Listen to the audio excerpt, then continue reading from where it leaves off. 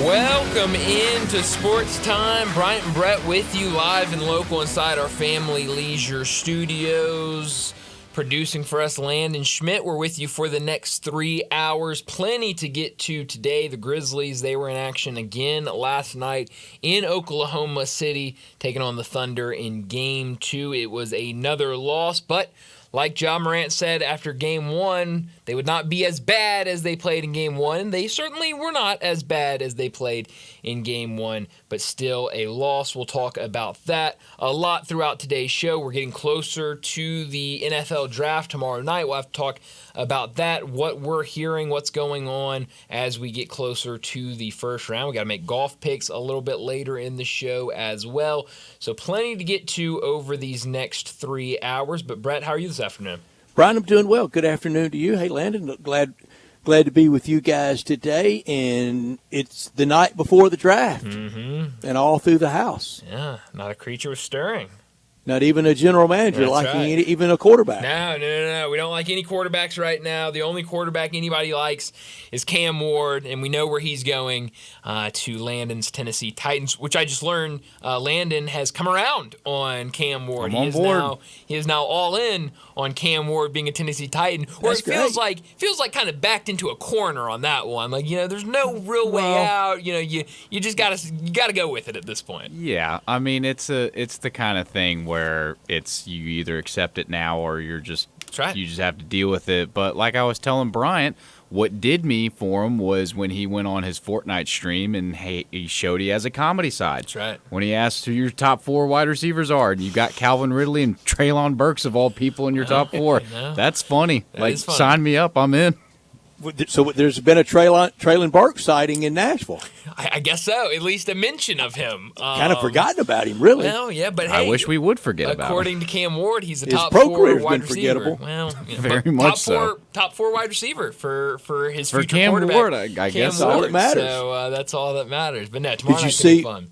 Did y'all see where Houston Oilers are great, and they still incorporate that history into the Titans' history now. They incorporate the past into the history now. Warren Moon has given the okay for Cam Ward to wear uniform number 1 that's been retired for his prolific career at a couple of places, including in the beginning in Canada. But the Oilers' years were probably the best. Yeah, no, I did not see that, but that is I was reading that right really now. cool. Yeah, that is really cool to have that. Always cool when some of the old greats kind of come back in and say, hey, no, that's fine. Wear that jersey. And I don't know. It feels like it brings a lot of age demographics, generations together rallying around that quarterback. Would he be a bad guy if he said no? No, not at all. And that's why I don't think so either. I don't think it's bad one way or the other. I think it's cool when it happens because I think that's kind of that legend, given his stamp of approval to the pick or the signing or the whatever. And so it's cool. It's a cool story when it happens, but you never really hear about it when it doesn't happen. I think it's fine. If someone came to me and my jersey was retired, probably a pretty good chance I would say no. And remember, Joe Namath gave the okay for the Jets with Aaron Rodgers. That's right. As he should. 10 years in Houston for Warren Moon, 3 in Minnesota, 2 in Seattle, and 2 in Kansas City. He was good everywhere. He was good in college at Washington. Yeah, no, that's really cool. I hadn't seen that, but definitely cool to see that story. The story I've been seeing all over the place is about Shedeur Sanders. He is certainly sliding. It feels like a lot of things coming out. You brought up either last week or the week before odds on where he could be drafted over under. I believe 9.5 was the number you had about a week ago. It's now all the way down to 21.5 is where it's currently at. Over under pick 21.5 being selected. So yeah, Shedeur Sanders. Cam Ward is sleeping very very peacefully tonight. Shedeur Sanders, not so much. He is. Cam Ward knows first name called. I heard Shedeur Sanders described today as the very polarizing Shedeur Sanders. Why is he polarizing? I'm not arguing that he in fact that he is polarizing, but why is he polarizing? You don't hear the very polarizing Jackson Dart. You don't hear the very polarizing Jalen Milroe. You didn't about Cam Ward. I don't think any quarterback in last year's draft. I can't remember the last who would have been the last polarizing potential first-round quarterback selection? Johnny Manziel is probably very good. Brian, the first one that comes bingo, to mind. Boy, ding, ding, ding, ding, no doubt. That's the no doubter. Maybe Baker could be a little polarizing. Very good. But those are the two that easily come to mind. I don't even know if it's necessarily him that is polarizing more than just his father. Well, he gets the label, though. He does. And, I mean, he's the one getting drafted. And you kind of know if you're drafting him, everything's going to come along with him. It's not just drafting Shedeur As it Sanders. has his entire life. Exactly. You think of, I won't say pressure, because if it didn't work out, because remember, there was an older brother that was at SMU that was just, a pretty good player, very undersized. But so it wasn't pressure, because if it didn't work out, just a job, or and there's nothing at all wrong with just a job. We have to have everybody. Sure.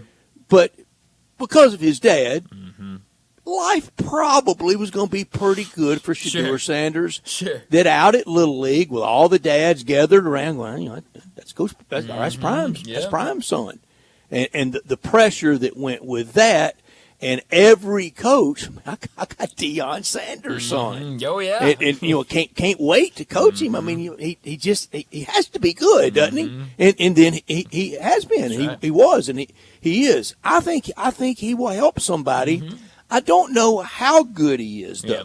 Yeah, no, that's a good question. And you're seeing, I know last night there was a story on NFL.com that did a lot of numbers, kind of went viral with a lot of execs and coordinators and scouts with quotes about all of the quarterbacks in the draft. And you got a little bit of both with Shedeur Sanders. Certainly, what people were saying about him was polarizing. It was some good, it was some bad, and certainly the one that has made all the headlines today. The one longtime NFL assistant coach said Shedeur was, quote, the worst formal interview I've ever been in my life. He's entitled. He takes unnecessary sacks. He never plays on time. He has horrible body language. He blames teammates. But the biggest thing is he's not that good. That has been kind of the quote that has made the rounds today and last night. So, yeah, I mean, it's a lot. Again, give me that source. Anonymous. Yeah. That's real easy to say. That's a little cheap, isn't it? Very, yes. The only thing the that was last described, part of it is, I'm not there. I think he's pretty good. Sure. That he just can't play, I don't think is accurate. No. But yeah, the way he is described in this story, the only way he's described, longtime NFL assistant coach. That's what you're labeling. I mean, is it somebody's special teams guy? I mean, who is it? It's a great question. Yeah, have no idea. Completely. And what is long time? Is that years? That number of teams? Is it a combination? There's a lot that goes into that. I don't think he deserved kind of that slap. No. I mean, that was going in, and I don't think that one is. But I mean, some of these other quotes on him, you never know what it is. It could be an assistant coach, trying to play the game and, putting out a thing. Well, we do have this concern about him, maybe trying to get other teams off of him and, hoping that he's still around when they're picking. But I mean, I was reading this story. There was a lot said about a lot of different quarterbacks, including Cam Ward, including Jackson Dart, including all the way down to Seth Hennigan. And Shedeur Sanders was definitely the most. There was good there said by some scouts and coaches, and then there was certainly some bad there. So I would say Shedeur Sanders is a pretty polarizing prospect in this year's draft. Brian, we're not going to spend a long time on it, but we know some of the great sports proclamations, and probably the greatest was Joe Willie Namath, Broadway Joe, saying, "I guarantee you, we'll beat the Baltimore Colts." And he went from beachside at the hotel in Miami to the Fontainebleau to the field at the Orange Bowl, and he backed it up. I tell you what, another great sports proclamation talker, and he most always backed it up, was the great one, Muhammad Ali. Yeah. You have to be that great sometimes to do that. Right. I don't think John Morant saying that never happened to us again goes down as one of the great sports proclamations, but he was right. It didn't happen. He was right. At times early in the game, I thought he was going to be wrong. It looked like the Thunder were a couple times early in the game going to start running away from it. He looked very disinterested early. He did, and part of that I think is how good the Thunder are. I mean, you can look a lot of different things when you're playing this Thunder team and just nothing's going for you. And that just happens against this team. But yeah, a really good third quarter from the Grizzlies and, able to keep them in there and, at least keep it respectable when you look at what happened on Sunday. Anything would have been better than Sunday. But, there in the third quarter, you had it down to a single-digit game before OKC came right back out there and extended that lead once again. So, yeah, a little better than Sunday, but I don't think anybody after that game has, super high hopes of, oh, man, here we go, we're turning around, Grizzlies in 7. So, it's one of those series right now for the Grizzlies. It is, and last night, was it better? Yeah, it was better. Kind of RI test, Justice Brennan test. You'll know it when you see it, and I don't want to go much farther than that with the example. The thing is, when it comes to the eye test, I think it was going to be very easy to pass after what we saw on Sunday. But there were definitely some things that were better. I go back to when we were talking with Michael Cole on Monday, and we asked him, what is an area that you think is fixable for the Grizzlies from game 1 to game 2? And he very easily said, turnovers. If you can limit those turnovers down a little bit, then that is definitely going to help you out. You go from that first game where you're in the 20s in turnovers, and then you turn around to last night, only 14 turnovers. I think that is a step in the right direction. Jaren and him being productive last night was a step in the right direction. He was huge in that third quarter to kind of close that gap a little bit. So, yes, it was better than what it was on Sunday, but you could tell watching that game, at any point of that game, that one team was far better than the other. Okay, well, I disagree. I don't think it was any better. Okay. Just watching, and early there were parts of it. They would perk up at times, but in the end, look, I got a pretty good handle on basic math. I know 19's closer than 51, Sure. And I know the spread in between the two. I know all that. I don't need to be reminded of that by anybody, text line or otherwise. I know that, but watching that, I didn't think Oklahoma City played that well. They didn't. No. A lot of shots wide open. Now, if they had just that white hot smoking night that they didn't have, it would have been worse than Sunday. Oh yeah, because it was some uncontested, really easy looks, and then when they didn't have that, it was picky poison. They could get to the rim just so easily. The defense, and that goes back to the stylistic change with the Grizzlies, fundamental change mindset, worldview of the Grizzlies going into this year. It was just throwing defense out and let's go run and gun and outscore everybody. And many people said early in the year, things going along wonderfully. What about come playoff time when it gets a little more bumpy and a little more, to use our word, grinding? Yeah. Well, hadn't worked out. And no, hadn't worked out. I mean, this is the buzzsaw of buzzsaws in the Thunder, and you're right. Did not have a great game. You look at SGA. That's now 2 games where he has not been kind of SGA that everyone, knows, MVP SGA. He's 10 for 29 from the field, 3 for 10 from 3. What happens in the game where he's, red hot and he's on? And I mean, then you're talking about another game like Sunday. So, I definitely think there are issues there. I just don't think this is a good matchup at all stylistically for the Grizzlies against the Thunder. And there aren't many good matchups against Oklahoma City for other teams. No, I mean, that's the thing. But the other side of that, I believe, Brian, I don't know that there are many good matchups out of the other 15 playoff teams, East and West, for the Grizzlies. Certainly not. I mean, we were This talking April. about it. We were talking about it before the playoffs even started. Of who do you want to see in the playoffs? And I think we both agreed there's not really anybody that I'd like to play right now, just with how the Grizzlies had been playing going into the playoffs. So I think it was a little better last night, but certainly watching it, I mentioned you never once watched that game and said, oh yeah, no, the Grizzlies can compete here against this Thunder team. So we'll talk a lot about that throughout today's show. Obviously now the series shifts to Memphis, and we'll get Game 3 tomorrow night, and we'll see what the Grizzlies can do at home. But let me set up today's show before we get to top and not top story of the day. 3:30, Jonah Dillon, the Commercial Appeal Tiger football beat writer. He'll join us. We'll talk a little bit about what's going on with spring practice, the spring game this Saturday for the Tigers, but we'll talk a lot about the Tigers that are hoping to hear their names called this weekend in the draft. Obviously, the big one, quarterback Seth Hennigan, but you've also got Chandler Martin, Rock Taylor.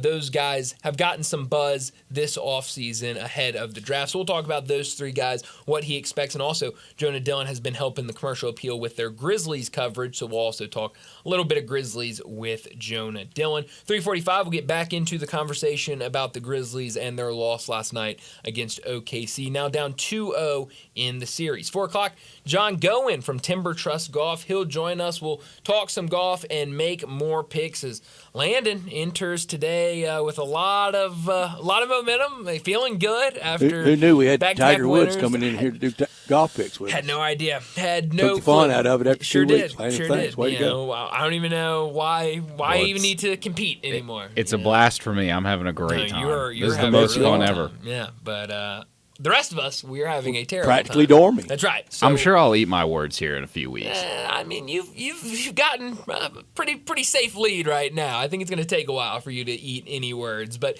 we'll talk golf with John. We'll get to our picks as always later in that segment. 4:30, we'll talk NBA playoffs. Some fun games last night. The Lakers tied their series 1-1. Pacers, they took a 2-0 lead over the Bucks. We'll talk about those games, and then the 3 games tonight: 2 on TNT, 1 on NBA TV. We'll get to that at 4:30. 4:45, we'll get to big number of the day. 5 o'clock, Rob Fisher from the FanDuel Grizzlies Network. We'll talk Grizzlies with him, what he has seen in these first 2 games against OKC. We'll also talk NBA playoffs with him, what he's seeing in these other series. We'll do that at 5 o'clock. 5:30, we'll talk about what's trending. We'll get to some more NFL draft there with what's going on as we get closer and closer to tomorrow night's draft. Now, under 30 hours away from the draft. 27 hours, 42 minutes, and 47 seconds from the draft getting started. So we'll talk a little bit about that. I also saw over on The Athletic, they did their anonymous players survey for the NBA. So I have some interesting nuggets on where the Grizzlies landed among NBA players. Might get to that during what's trending as well. 5:45, we'll wrap up today's show like we always do with Crunch Time. Let me remind you, we're in our Family Leisure Studios where family and fun come together. It's pool time, and at Family Leisure, they're already booking pool installs for 2025. Buy now and get on the list for your pool installation. 2024 pools starting at $19.99 installed. Liners starting at $299. All pool accessories up to 20% off, and 5 to 6 person hot tubs starting at $69.99. Swim spas and cold plunge tubs, $2,000 off, and patio furniture up to 50% off on select sets. Mention this ad and get free installation only at Family Leisure, 2120 Witten Road, just north of I-40. Landon Schmidt, golf picker extraordinaire, our producer. He's Bryant. I'm Brett. We're your host and co-host for the rest of the afternoon. When we get to golf pick time, though, we're just going to let Landon take the whole segment. Yeah. He is the golf. He is the golf expert. We're Sports from Time, you guys. We're Sports Time. We're with you until 6 o'clock. We want you to be a big part of our show by texting or calling 901-360-8255. That's the Sissy's Log Cabin text and talk line. All our guests will appear on the Sissy's Log Cabin guest line at 901-360-8255. We're always in our Family Leisure Studios, and always this hour brought to you every day by Lexus of Memphis at 2600 Ridgeway and online at lexusofmemphis.com. You can call them at 901-334-9673. But they want you to stop by 2600 Ridgeway. the one and only Lexus dealership in town, and visit and see them there and get in that driver's seat of the all-new 2025 flagship LS500, and you'll be driving in style. Great offers on all the 2025 models and always special leasing options. Drive in luxury and confidence knowing that every new Lexus comes with complimentary first and second maintenance services. When you purchase a Lexus, you get top-of-the-line engineering and design, and they make for the safe luxury driving experience. Online at lexusofmemphis.com. Experience amazing at Lexus of Memphis. Top story of the day. Well, my top story of the day, it's got to be the Grizzlies losing last night, 118-99, a game where the Grizzlies played better against this OKC team that they pretty much knew going into it. It would be pretty easy to go up 2-0 in this series. You point to that third quarter for the Grizzlies. When they come out, they look really good. Jaren Jackson Jr. knocking down shots. He was really good last night. 26 points, 10 for 17, 2 for 3 from 3. Also grabbed 6 rebounds. Really wanted to see that from him after a big nothing burger from him on Sunday. It looked at halftime with the way the game was playing, the way that the Grizzlies were yet again trailing only 17 points in the first quarter. It was looking like it was heading for another blowout, but I thought the Grizzlies did a nice job coming out in the third quarter and getting that game close again, getting it within double digits. And but after that, the Thunder did what the Thunder do. They extended that lead yet again to get a 118-99 win. I mentioned Jaren Jackson Jr., a really good game for him. John Morant, a fine game for him. Only 2 for 6 from 3, 10 for 25 from the field, but did have 23 points. Only got 14 points from your bench, but you did limit your turnovers to only 14. I go back to what I said a couple minutes ago. You still really haven't gotten the MVP SGA game yet in this series. Not very good in game 1, and then last night, 10 for 29, 3 for 10 from 3, but this team is so loaded, they just go to next man up. Jalen Williams, 24 points. Chet Holmgren, 20 points.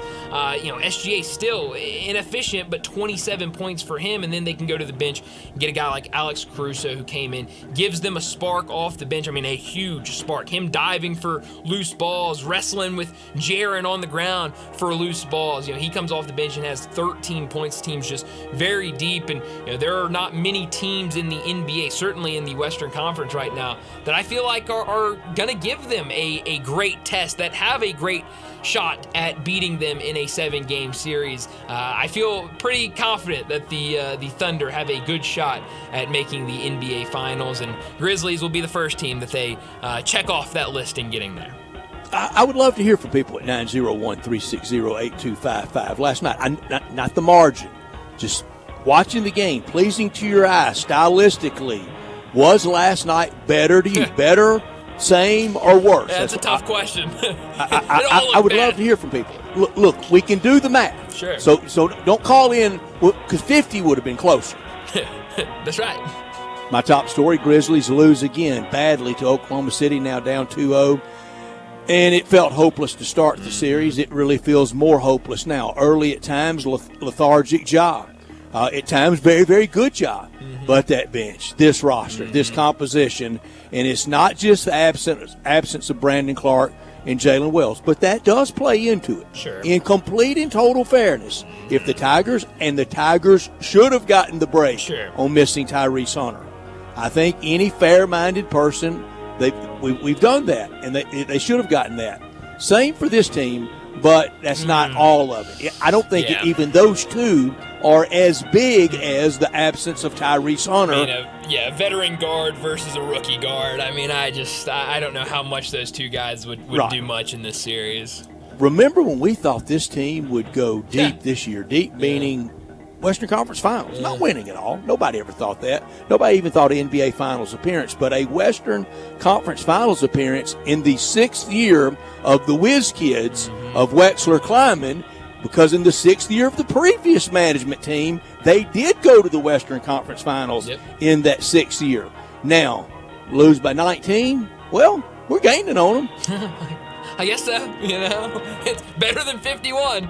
not top story of the day. Well, my not top story of the day, it is the NBA draft tomorrow night, and everything that we're hearing about what's going down with some of these top picks and some of these top prospects for the NFL. Diana Rossini reporting this morning that the Giants are the most aggressive in pursuit of the number 1 overall pick. Now, we know that the Titans have come out, that front office has come out and said, we are not trading the number 1 pick. It sounds like they like where they're at. It sounds like they've had those conversations with Cam Ward and like where they're at. But that tells me the Giants at number 3, they'd like to have a quarterback, and they know that the quarterback to get in this draft is Cam Ward. You look at some of those other quarterbacks, including Shedeur Sanders that we've talked about, some of the quotes coming out about him and his athleticism, that it's not really there to what they want him to have at the NFL level. But I'll be honest, we've talked the last couple of days of, well,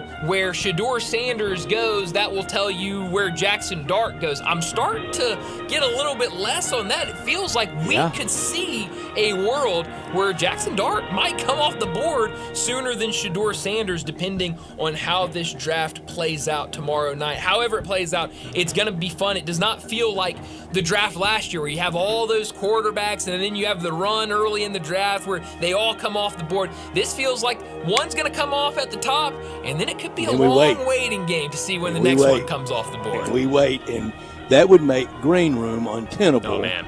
For any of those potential quarterback types, really for anyone. That's right. Might be too many people invited. That they like the pomp and circumstance, and most of those guys know they're going to go. My not top story draft related as well. Jerry Wayne Jones from North Little Rock, Arkansas. He speaks. Always the P.T. Barnum of the NFL, isn't he? Pumping sunshine, selling hope, selling sweets, selling signage, selling tickets. That's what he's selling. That's right. And he says they're working on substantive trades. That's what his words, his quote. I hope so. Substantive trades. If the Cowboys make any deals and Dak's not in the deal, then it was not a substantive trade. Well, that's a good point. Because as long as they have boat anchor Dak at quarterback, the Cowboys are going nowhere. Speaking of Dak and his playoff success, he's holding on 2-5. In the playoffs. I didn't like your not top story, Brad. I hate to say that. It didn't make me feel good about my Dallas Cowboys. All facts. It is all facts. You're not wrong. You're not wrong. How about Jerry Jones? Third all-time passer in Cowboys history. Next year, he will pass with any kind of year. I mean, any kind of September, he will pass Aikman for second and Tony Romo for first. Oh, my gosh. And no playoff success whatsoever. Just like Tony. Well, that is true. They've got something in common, I guess. How about Jerry Jones in the middle of his press conference calling Luka Doncic a friend and how he didn't understand trading him to L.A.? I mean, Nico Harrison can't catch a break anywhere in Dallas. That was a dig at the Mavericks. That's it absolutely was. It absolutely was. He and Mark Cuban have kind of jousted, kind of sword fought, Olympic fencing fought for years. I mean, it's perfect. When I saw it, I go, that was a great move by you, Jerry. Everyone's mad at the Mavericks. Jump in on the pile and go, I'm mad at them too. They traded my friend Luka. Jerry Wayne can read polls. He knows what he's doing. He knows exactly what he's doing. Well, I'll do it for top and not top story of the day. Let's go ahead and get to a break. When we come back, we're talking spring football. We're talking Tigers in the draft, and we're talking Grizzlies with Jonah Dillon.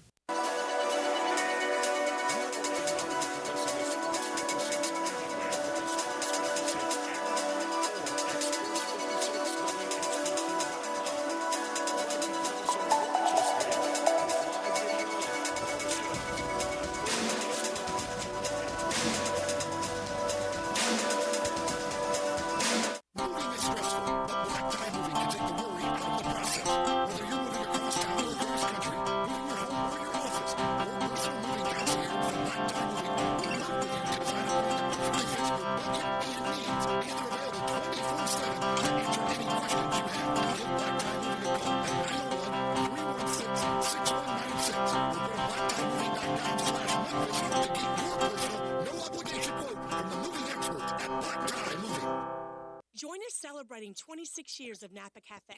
Hi, I'm Glenda Hastings, owner of Napa Cafe, and I'm inviting you over for dinner. Treat yourself tonight with a delightful dinner of scrumptious combinations, fresh salads, homemade soups, or maybe start with an appetizer, like our baked Dungeness crab dip with manchego cheese, lemon, garlic, and French baguette toast. Drift into one of our fresh seafood dishes, like the caramelized sea scallops with curry beurre blanc, black forbidden rice, and Thai mango salad. Or our ancho honey glazed salmon with creamy black bean puree, avocado pico de gallo, and jalapeno crema. Maybe you're looking for something cozy and comforting, like our Duroc pork chop with apple brandy demi-glaze and blue cheese bacon mashed potatoes. We have something for everyone. Napa Cafe, open Wednesday through Saturday for dinner starting at 5 o'clock. For reservations, visit our website at napacafe.com. Come join us as we celebrate 26 years of Napa Cafe. I'd sure love to see you. It's time to get your Kia on at Gossett Kia on the Pike. How about a new ride for under $6 a day? 2025 Kia K4 LXS. We Gossett $159 a month. 2025 Kia Sportage EX. We Gossett $269 a month. And get more power, larger cargo area than Nissan Pathfinder in your new 2025 Kia Telluride S. We Gossett $398 a month. All $49.99 to a signing 24-month lease, and they're all equipped with Kia's 10-year 100,000-mile powertrain limited warranty. We'll see Bobby J. He's waiting to put you in your new Kia today. Gossett Kia 1900 Covington Pike. Online, KiaCovingtonPike.com. If you want it, we got it at Gossett Motor Cars.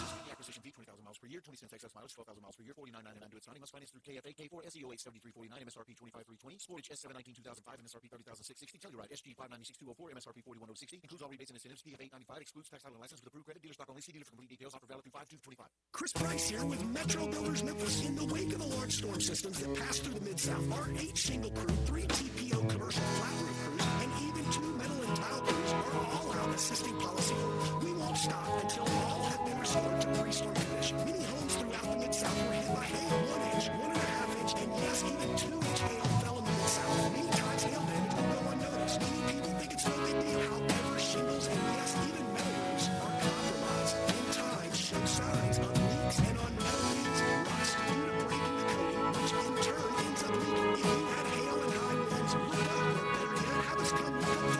Water left on the timber will turn into health issues in the home or business. Our staff will perform inspections free. That's right, free. Inspections of all roof, attic, and interior to ensure that no shingle panel or insulation go unturned. Call Metro Builders now. Call us.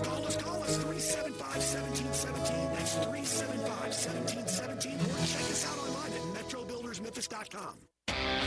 Visit Frontier Western Store today for new shirts and boots. Frontier is your top Carhartt store in the Mid-South. There's thousands of in-stock shirts and jeans. They have the classic K87 pocket tee in every color they make, including new ones just released. Available small to 4X. Want new jeans? Frontier has you covered with super tough work denim by Carhartt. And you've got to check out their selection of Ariat jeans for men, women, and children. You'll love how easy it is to find the size and style you need. Have you seen Frontier's remodeled world-famous boot showroom? It continues to expand. New styles by Ariat just arrived, plus plenty of in-stock proven classics too. Whether you need work or dress boots, trust that Frontier is the place to come. See thousands of pairs of Ariat boots and thousands more by Dan Post, Corral, Durango, Rocky, Twisted X, and others. And Frontier's pricing is lower than online and chain stores, so you know just the local shop to visit. Frontier Western Store, 5880 Goodman Road in Olive Branch, and on the web at frontierwesternstore.com. Locally owned and operated since 1967. This traffic brought to you by Brinson Tax Service. They protect you like family. Good afternoon. It's been a busy one already out here with a couple of EMS calls, dodging some rain showers. Just depends on where you are. Give yourself a little bit of extra time out here. We're expected to be a little bit busier today as it builds on 55 down through DeSoto County as you work your way south of Memphis. Hey, Dandelions, Crabgrass, Lawn Solution says none of this is a problem. They can get rid of it for you. These guys are the best and they're affordable. That's Lawn Solutions. Call right now, 867-5626. I'm Commander Chuck with your on-time traffic.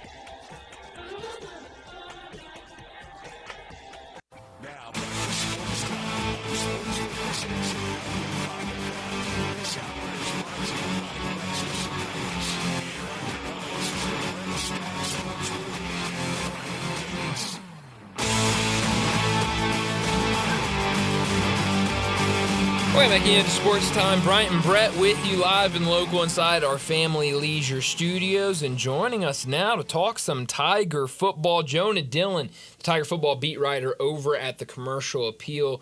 Jonah, thanks so much for joining us. Plenty to get to. Want to talk about some of these guys that could hear their name called over the weekend in the NFL draft. I know you've been helping out with the Grizzlies coverage, so I want to talk some Grizzlies also. But let's start with spring football. What have you been hearing from spring practice? I know the spring game this Saturday, everyone wanting to know about the quarterback battle, some of these wide receivers. What have you been hearing about how this team's been looking through spring? Yeah, it's been it's a kind of different vibe during spring practice because of the state that we're in right now with the transfer portal, where everybody kind of feels like spring practice is just an opportunity for other teams or coaches or whoever to get a look at or get information about your team. So there's less and less access, I think, across the country, but especially at Memphis to the team. Like you said, I think the quarterback battle is going to be the top storyline definitely Saturday.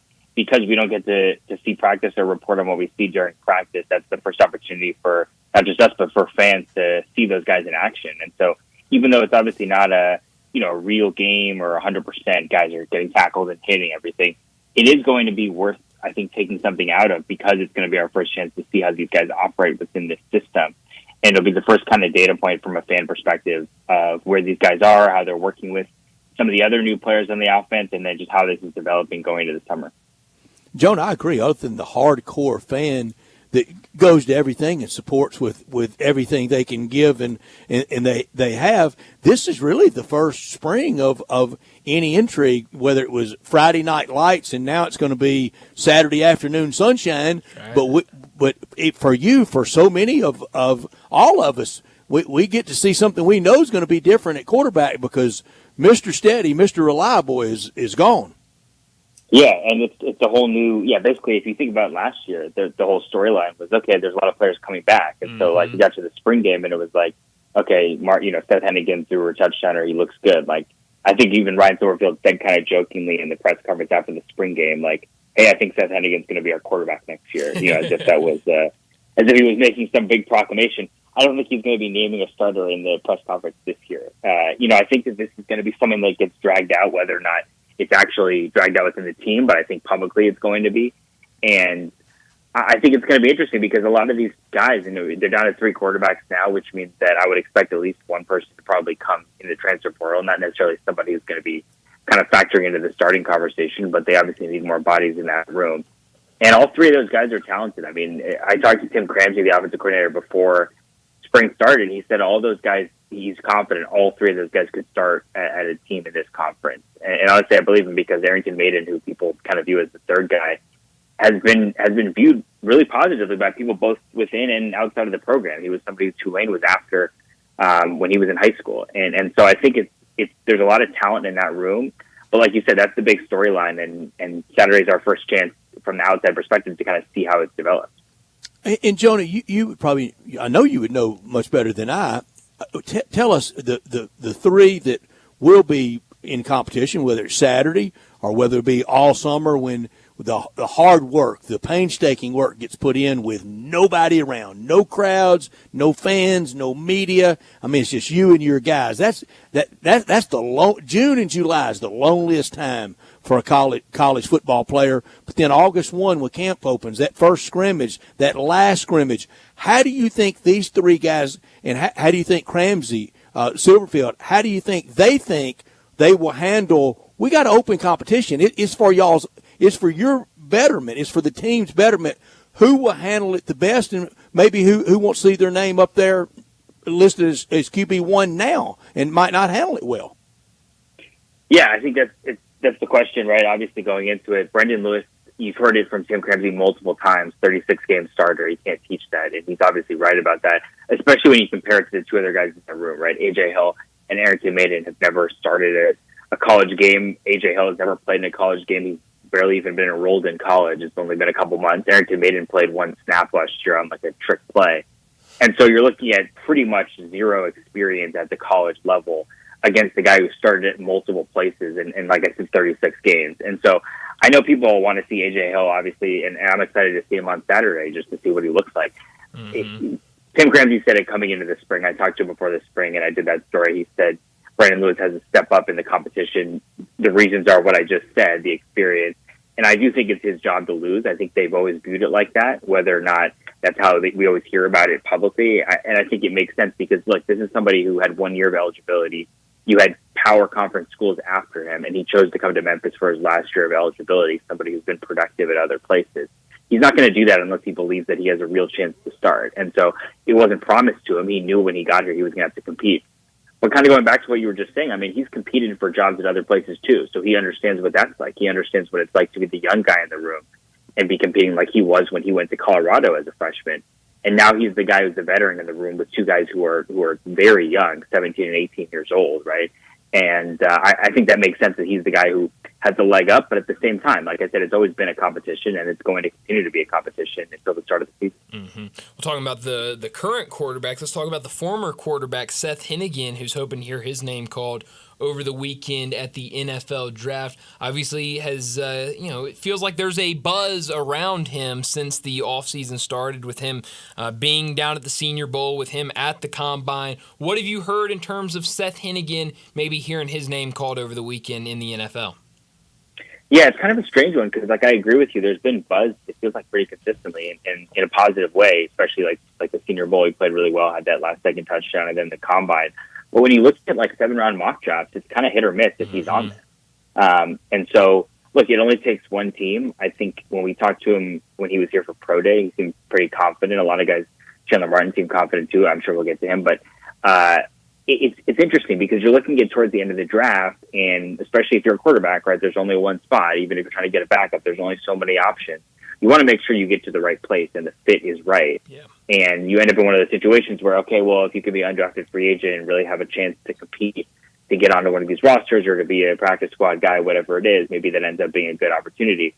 So I think it's going to come down to who's available at that point. He's definitely a borderline guy. It's really hard to say right now if he's going to get drafted or not, but if he's not drafted, definitely be one of those guys that gets signed, on Saturday when the draft ends and then has a shot in training camp. Yeah. When you mentioned Chandler Martin, this is a guy that, elected to go and test the NFL, try his luck at the NFL with still eligibility left in college. Field Yates called him a day 3 sleeper a couple weeks ago in a story he did on ESPN. How's Chandler Martin feeling? Kind of what do you see as his prospect going into the weekend? Yeah, I think it's really interesting because I did a story that just published today and looking at kind of mock drafts of where guys are. And it's like I looked at 3 different mock drafts, and one had Seth Hennigan drafted, one had Chandler Martin drafted, one had Rock Taylor drafted, and none of them were in the other one. So there was like, wow. So it could definitely go either way, right? I feel like, if I had to choose who's going to most likely to get drafted, again, I wouldn't be confident about any of them or shocked about any of them. I think Chandler Martin has the best chance because, again, you're just looking for one team. And obviously, with Seth Hennigan, there's a lot of teams that just aren't going to be looking for a quarterback at a certain point in the draft or anywhere in the draft, depending on where they are with their room. I think Chandler Martin is somebody who's going to get a look from a couple places. Like, to me, he would be a clear priority undrafted free agent if he didn't get picked. But he's just somebody, the productivity, and there's got to be a team out there that sees that and says, we can do something with this guy, even if we don't view him as a top-level starter because of his size. And so I think that's the one I would choose if you said who's the most likely to get drafted. But again, I wouldn't be surprised by any of them. Jonah, I don't watch that intently. I'm talking about preseason football. Mostly when I watch preseason football is just to hear the announcer cross-talk and how they're getting ready for the year because they're all so prepared and they get, encyclopedic fact books sent to them to get ready for those games, even for preseason. That said, we will be watching preseason lot closer to see when Seth Hennigan runs out on that field, won't we? Yeah, definitely. I think a lot of people in Memphis will. And I think there's a lot of guys that are going to get a shot. I think there's a lot of – look, we talked about it all last year, right? There were so many seniors on that team. I think there's a lot of guys that were going to be kind of popping up. Like you're going to be watching a preseason game, and then it's like, oh, yeah, I remember that guy. He played for Memphis. I think that's going to happen a lot. It'll be interesting to see who ends up making rosters when we get to the start of next football season. Mm-hmm. Last thing for you, Jonah, before we let you go, I mentioned you've been helping out over at the Commercial Appeal with the Grizzlies coverage. Kind of going from talking about some fun things with Tiger football to the complete other end of the spectrum with the Grizzlies. It's been ugly through 2 games. What's the biggest thing that has stood out to you from the Grizzlies in this series against the Thunder? just how overrun they've been. I mean, the pace I think Oklahoma City's been playing at, like when they go on those runs and it just feels like it's unstoppable and there's nothing you can do really from a Grizzlies perspective. Like, you know, it's a 10-point game, it's a 15-point game, and then you look at the scoreboard and it's 25 and you're wondering when it really happened. And then it's like, now you got to get back in the game. And like the Grizzlies last night did a pretty good job of trying to get back in the game, but it's just the deficit that they had come back from was so big that you're not going to make it all the way back. So, I mean, if they're going to have any chance in this series, it's going to be game 3. You're going to have to come out and you can't just fall behind. I think once they fall behind 10, 15 points again, it's pretty much over. I just don't see how they're going to come back from that. And so I think the intensity is the most important thing. I think that, I don't know, you see it like watching the Lakers Timberwolves game yesterday. Like the Lakers just came out and played harder. Like I know it's obviously there's a lot of stuff going on, but sometimes you do just have to come play harder. And it seems like, especially for them in the next game, that's going to be the top thing is can they come out and meet the intensity of the moment. Jonah, we visited the building on Friday night, and I said on Monday, even in the wreckage, the carnage of the 51-point deficit, last Friday night was so much fun. The building rocked from the beginning. It felt like one of the big playoff moments. I know it wasn't playoff per se, but it rocked. What do you think the building will be like tomorrow night? Because down 2-0, with whatever market you're in, the fun is in the winning. Yeah, it's a really good question. I was thinking about that yesterday. Like, I don't know. I think a lot of people, especially look at, I know that social media isn't always the best gauge of how a fan base is feeling, obviously, but like a lot of people are just ready for this to be over, right? Mm-hmm. And honestly, some people, you know, they were ready for it to be over before that game against Dallas last week.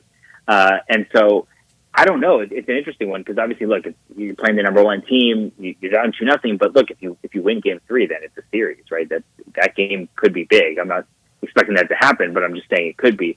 And I think it's a really interesting question. Like, if you show up and there's really not a lot of people there, then I think that's going to take a lot out of the team in terms of energy and stuff. Mm-hmm. And I'm interested to see if it becomes one of those, you know, classic Memphis playoff atmospheres, or if it's very much a let's get this over with and get to the offseason. I think that's a big question going into tomorrow.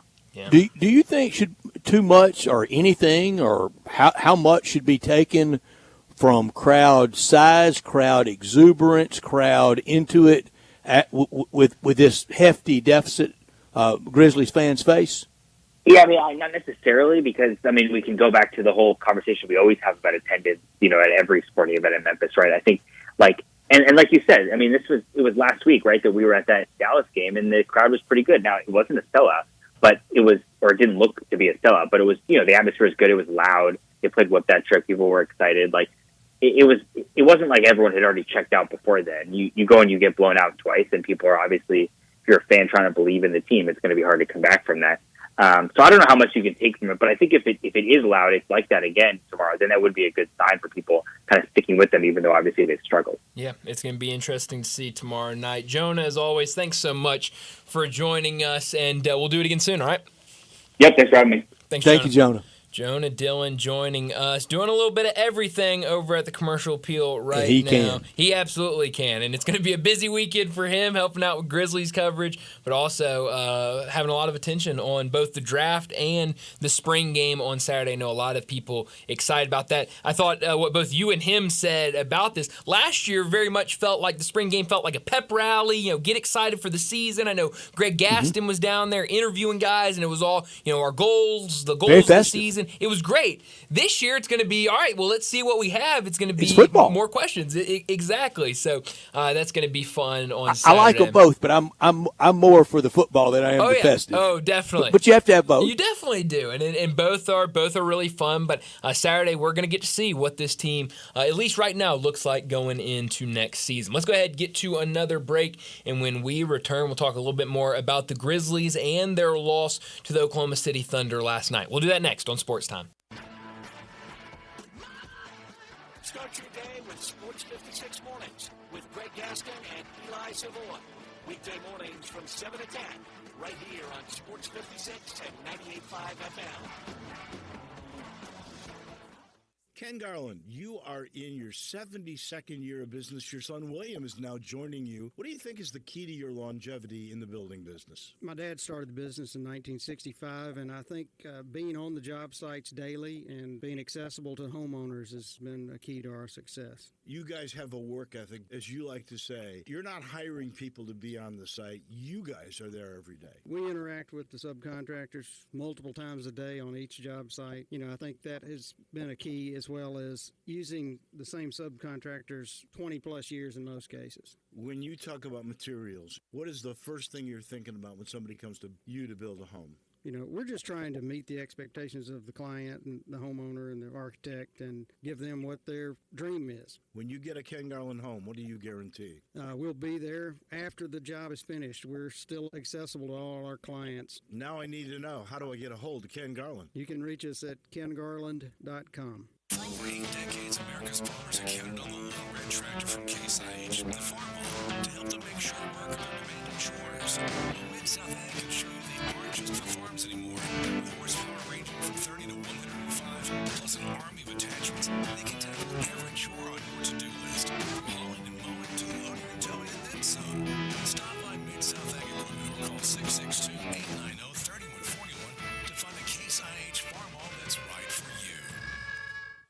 Go where you can buy with confidence, because at Gossett Mitsubishi on the Pike, no current inventory is affected by new tariffs. So come find your new ride at Gossett Mitsubishi, like 2025 Mitsubishi Outlander PHEV plug-in hybrid with a combined range of 420 miles. We Gossett at only $349 per month. Or take your pick from new 2025 Mitsubishi Eclipse Cross or new 2025 Mitsubishi Outlander Sport. Your choice, we Gossett. Only $399 a month. That's a brand spanking new Eclipse Cross or Outlander Sport, $399 a month. Plus, peace of mind with Mitsubishi's 10-year, 100,000-mile powertrain limited warranty. So forget the tariffs and remember to get to Gossett Mitsubishi, 1870 Covington Pike, or online anytime at memphismitsubishi.com. If you want it, we got it at Gossett Motor Cars. SCO 11871, MSRP 46,000, Cross SC 007521, MSRP 29545, Sport SU 002440, MSRP 286, includes all rebates and incentives, PF 895, excludes tax title and license. See dealer for complete details. Offer valid through end of the month with approved credit dealer stock only. The Grizzlies are in the playoffs, and that's big news for Sports 56 listeners. Sports 56 convenient Power FM will be giving away $98.50 a day for as long as the Grizzlies stay alive. That's right, each weekday, one of our shows will be putting cash in someone's pocket. More Grizzlies wins means more cash. So cheer on the Grizzlies and stay tuned to Sports 56 and 98.5 FM for your chance to win. The Grizzlies Playoff Payoff is brought to you by Club Carla and Memphis Molding Spec. Step up your wings game at East Coast Wings and Grill. With 60 wing flavors and 7 heat indexes, do you have what it takes to turn the heat on your wings up to insanity? East Coast Wings and Grill is family friendly with a large variety menu to satisfy the whole bunch. Sign up today for their loyalty program and taste the rewards. For every dollar you spend, you collect a point. Earn 100 points and receive a $5 reward. Next to Lowe's on Highway 64 in Marble, come try America's best wings at East Coast Wings and Grill. Now, back to Sports Time. Sports 56. This hour is brought to you by Lexus Cars. Here are your hosts, Let's Talk Sports with Brian Davis. Well, we've talked a lot about it to start the show, but the Grizzlies, they went down 2-0 last night against the Oklahoma City Thunder. 118-99, the final score last night. It was a game where the Grizzlies started 0 for 10 from the field, and they trailed 9-0 to open the game. Mentioned it, a nice third quarter for the Grizzlies where they made it a single-digit game before here come the Thunder once again. They stretched that lead out and had a comfortable win. But like you said, Brett, there was never a moment, even in the third quarter, and Jonah Dillon mentioned this as well, there was never a moment last night, even when it got down to single digits, that you felt the Grizzlies are going to win this game. It felt like really from the opening jump that it was going to be another easy Thunder win. I say the Thunder didn't play that well. They shot 43%. Yeah. That was better than the Grizzlies. They shot 42.9. Wow, So same thing. 15 made threes, 10 for the Grizzlies, 33% to 32.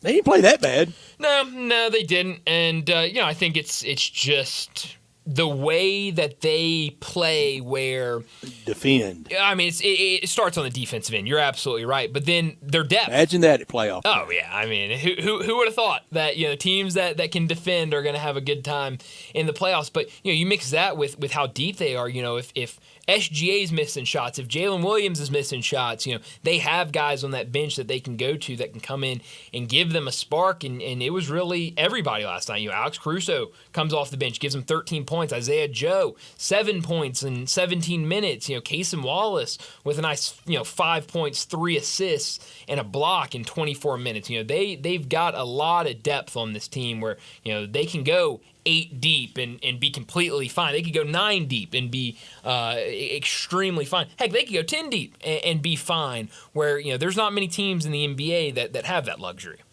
Did you notice the Thunder is every home crowd does? It is for promotion. It's for fun and spirit. And Sure. I'm for all those things. Yeah. Did you notice the shirts they all had on? Oh, yeah, absolutely. It very much looked like the cutouts at the bubble, didn't it? It did. You're right. Well, the shirts are strictly enforced in OKC. I mean, they peer pressure and almost bully you into wearing the shirt. I mean, everybody in the arena. So has if to you wear the just shirt. go with regular togs on, that doesn't do it. They will put you on the jumbotron until you put the shirt on.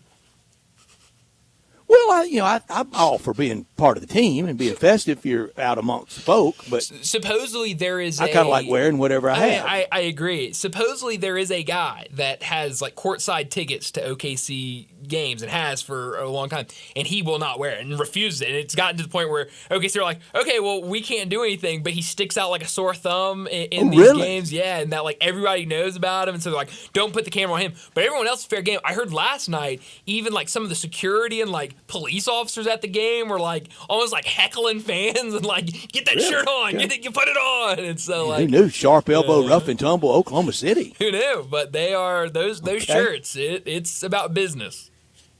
So, boy, I got to be real careful here, but I'm going to say it. Okay. And everybody has them. Mm-hmm. We have to have them. Okay. It's very expensive. Every front row at every NBA, especially playoff crowd, they all badly want to be part of the action. Oh yeah. Part of the show. Yeah. So this guy has become part of the show by not wanting to be part of the show. Bingo. I kind of like Bingo. It. Yeah, he is so You know who anti. they're all trying to be. Who's Whether that? it's in Memphis with some that stand out prominently on the front row or wherever. They're all trying to be super fan Jimmy Goldstein. Oh, yeah. And none of you. He's got more cool in the cuticle of his little pinky Yep. Yeah. No, than the rest of all the front rows combined. You're I absolutely was worried right about Jimmy. The Laker first game, he was not in his normal seat. Oh, was he not? And I thought, what in the world? Then I saw him in Houston on Sunday night in the front row, and he was in Los Angeles last night. That's awesome. That's great. Well, I'm glad. And that's what every front row, their idols is super fan Jimmy Goldstein. My favorite, and I don't want to call anybody out because I don't know anybody personally that does this, but is the person that sits in the front row and then like towards the end of games when the team's winning, they pump everybody up in the crowd. Yeah, that's my the hype favorite. guy. Oh, it's my favorite. I love that person so much. Well, in front row super fan extraordinaire of all time, probably known before Jimmy Goldstein, was Spike Lee. Oh, absolutely. Absolutely. And his famous back and forth with Reggie Miller. That's right. Yeah. No, everyone's trying to be Spike Lee. That is for sure. But yeah, now we've got someone he's become part of the show by being anti part of the show. I love it. It's great. But now it goes back to Memphis, and we'll see what happens tomorrow night. In Game 3, we'll see if it's a lot of what Game 1 and Game 2 have been, or can the Grizzlies show some fight at home with their fans behind them? Well, we need to wrap up this first hour and get to another break. Let me quickly quickly remind you about, since we're talking about the Grizzlies playoff payoff. Make sure you're listening every single day. As long as the Grizzlies are in the playoffs, we'll be giving away $98.50 right here on Sports 56. Once a day, can be on any show throughout the day from 7 a.m. to 6 p.m. Make sure you're listening. You don't want to miss out for a chance to win that $98.50. A big thank you to our sponsors, Memphis Mold Inspector, the only licensed mold inspector in the Mid-South, and Club Car Wash. Get 25% off any membership for 12 months right now at clubcarwash.com. Again, that's the Grizzlies playoff payoff. Let's get to another break, and when we return, we're talking golf with John Goen.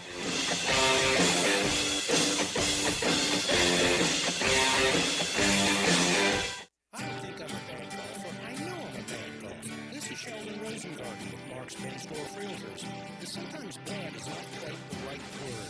Awful, that's more like it. And when it comes to selling houses, that's a whole different story. Over the many years that I've been in the real estate business, I have refined and perfected my highly successful strategic marketing program. In golf, forget about my normal 5 strokes on a par 3. But remember the home I just closed in November with 2 offers at full list price. Okay, let's review. If you're thinking of selling, wouldn't you want an experienced player on your team to lead you to the closing table? Someone whose background is marketing and not merely putting a sign in the yard. And remember what people often say, that when you want the job done, call who? Shell Dunn. You can reach me, Shell Dunn Rosengarten, at MemphisRelocate.com or 483-0546. That's 483-0546 or MemphisRelocate.com. And go Tigers. Playoff basketball is on fire, and so is your shot at winning $98.50 with Real Sports Talk 56, powered by Club Car Wash. They're your MVP for a next-level clean, with 3 locations in the Memphis area, Gidwell Road, Hickory Hill, and Bartlett, and a brand-new location coming soon to Horn Lake, Mississippi. It's never been easier to get your car looking like a winner. Stay locked in, call in to win, and cash out thanks to Club Car Wash at clubcarwash.com. Join the club. Elwood Shack in the Lowe's parking lot on summer just keeps getting bigger and better. Bigger because now there's a second Elwood Shack at 4040 Park across from the University of Memphis. And better because you can get breakfast every day at both Elwoods. There's the barbecue breakfast burrito, either beef brisket or pork shoulder, and pancake biscuits made fresh daily. Real house-made pancakes, apple and bacon, French toast, and more. And the new Elwood's even at the Real Coffee Bar serving fresh roasted J. Brooks coffee. Elwood Shack, now with 2 locations and open every day for you. All 650 acquisition fee, 20,000 miles per year, 20 cents excess mileage, 12,000 miles per year, $49.99 due at signing. Must finance through KFA. Pay for SEO 873.49, MSRP 25,320. Sportage S719 2005, MSRP 30,660. Telluride SG 596,204, MSRP 41,060. Includes all rebates and incentives. PF 895 excludes tax title license with approved credit. Dealer stock only. See dealer for complete details. Offer valid through 5/2/25. Hey, I got my buddy on the line. Hey, Jeff Allen, it's always awesome to see what's going on over there at Gossett Kia South Mount Moriah. What you got up your sleeve? I'm making magic, Randy. I've got a new ride under $6 a day. 2025 Kia K4 LXS, $159 a month. 2025 Kia Sportage EX, $269 per month. And get more power, larger cargo area than a Nissan Pathfinder in a 2025 Kia Telluride S front-wheel drive, $398 a month. All $49.99 due at signing, 24-month lease. Plus, every Gossett Kia comes with a 10-year, 100,000-mile powertrain limited warranty. So whether you live in Horn Lake, South Haven, Olive Branch, or Memphis, you'll be happy at Gossett Kia on Mount Moriah. We're online at KiaMountMoriah.com. This traffic report brought to you by Triangle Meat Company, feeding Memphis since 1967. Open 8 to 5, Monday through Friday, 4790 Summer Avenue. Trust Triangle Meat Company. Sports 56 traffic. Good afternoon. Trying to build through the Midtown area here in the last few minutes with a little bit of volume on 240 southbound at South Parkway. We're still dodging some rain showers out here. Give yourself a little bit of extra travel time. It's never a good thing when it rains right in the heart of rush hour traffic as it increases with that volume on 240 east from Mill Branch out to 385 Bill Morris Parkway. Weimer's Jewelry wants you to know they are your diamond engagement ring headquarters this bridal season, which is just around the corner. Go by and see them now and shop local at Weimer's Jewelry on Highway 64. I'm Commander Chuck with your on-time traffic.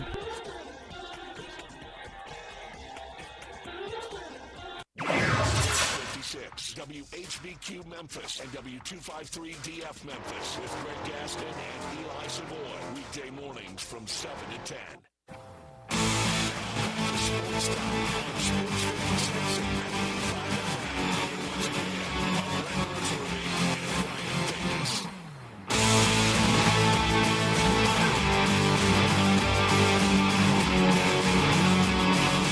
back into Sports Time. Bryant and Brett with you live and local inside our Family Leisure Studios. And joining us now to talk some golf and make some picks, John Goen from Timber Trust Golf joins us now.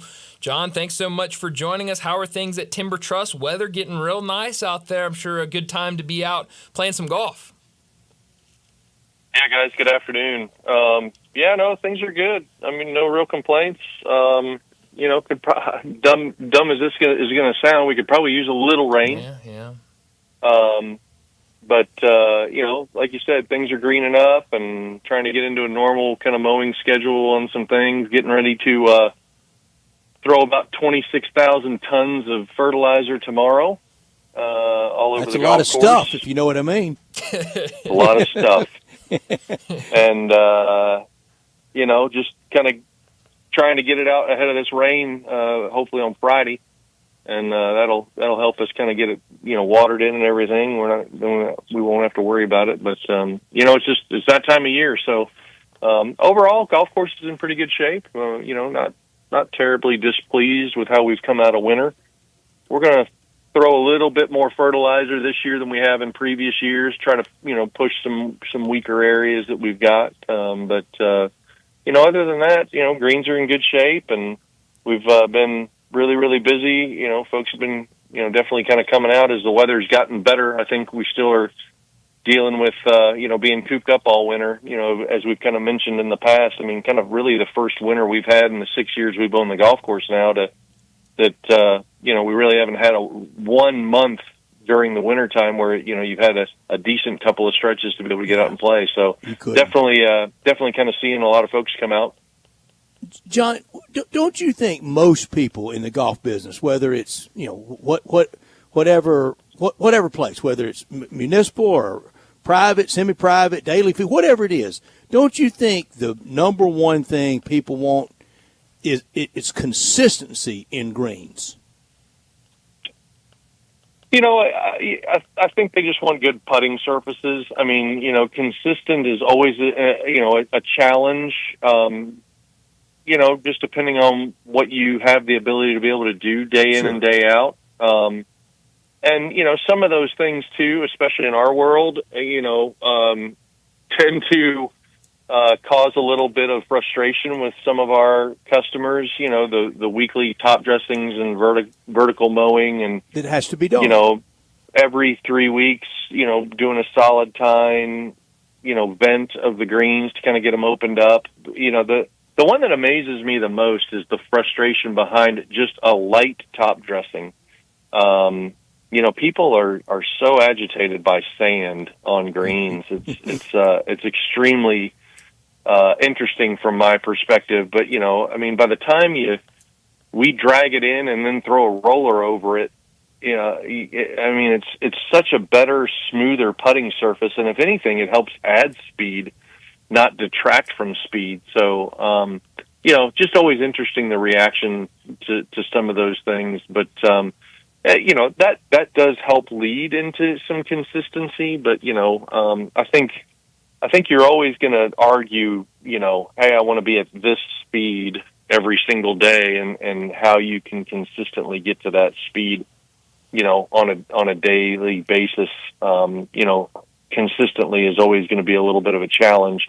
Moisture adds to that. All sorts of different things can kind of add to the variables of, why you can't necessarily be at a consistent X speed every single day. You can be within a ballpark, but, if you're going to sit there and look me in the eye and go, I want you to be at 11.5 every single day speed-wise, or I want you to be at 10 every single day speed-wise, I think that you're always going to kind of combat some challenges there a little bit. You're going to be within the zone, but I'm going to be on one side or the other of it a little bit. Are there times that you wish the term and the tool, the stimp meter, would never be mentioned? And I go back to years ago. It's a great Golf Digest story about green speed mania. And we, as a golfing public, we watch the Masters, and we watch the majors, and particularly U.S. Open, and see them, all like your driveway. and then we go out to wherever, and we expect it to be like that every single time we play. There's no way. And you talk about that, they get it like that, like at TPC Southwind, John, that you so familiar with and there for so long. I mean, they get it like that for the pros, 1 week a year for the pros.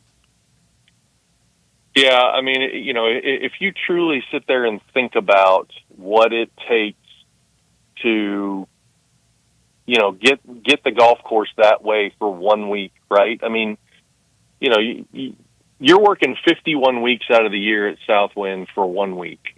And I know that frustrates the members, but it's unfortunately the truth at the end of the day. And so it's why it exists. When you look at it, your normal crew of 20 to 25 people, you have volunteers on top of that, and you've got support staff that come in, and you're gaining 2 additional people that are assistant superintendents at a different TPC property, so you gain 2 more people there. Then you've got kind of your agronomy support person, that's in town that week as well that can help. Plus, then you're gathering another volunteer base of about 30 people, both in the morning and in the afternoon. And I might be a little high on that number, but it's close. So if you think about it, then on a daily basis, tournament week, you've got roughly 50 plus people that are your crew to get the golf course ready. Well, when you lose those 30 people, at TPC Southwind, the detail things, although they're still there, the schedule kind of gets trimmed a little bit. I mean, you're out there rolling bunkers with drums in the afternoon to pack the sand down up into the faces, and hand watering bunkers and hand watering greens, and doing those types of detail things that you can't. I mean, Augusta it's not National even real. It's a movie is the set. only place that can probably do that on a daily basis, just because money is no object. When you actually have budgets to look at and everything else, I mean, and bosses, it's physically impossible to do what you do on a daily basis. Have you read about Augusta and where they get the sand for the bunkers and how it's crushed and how fine it is?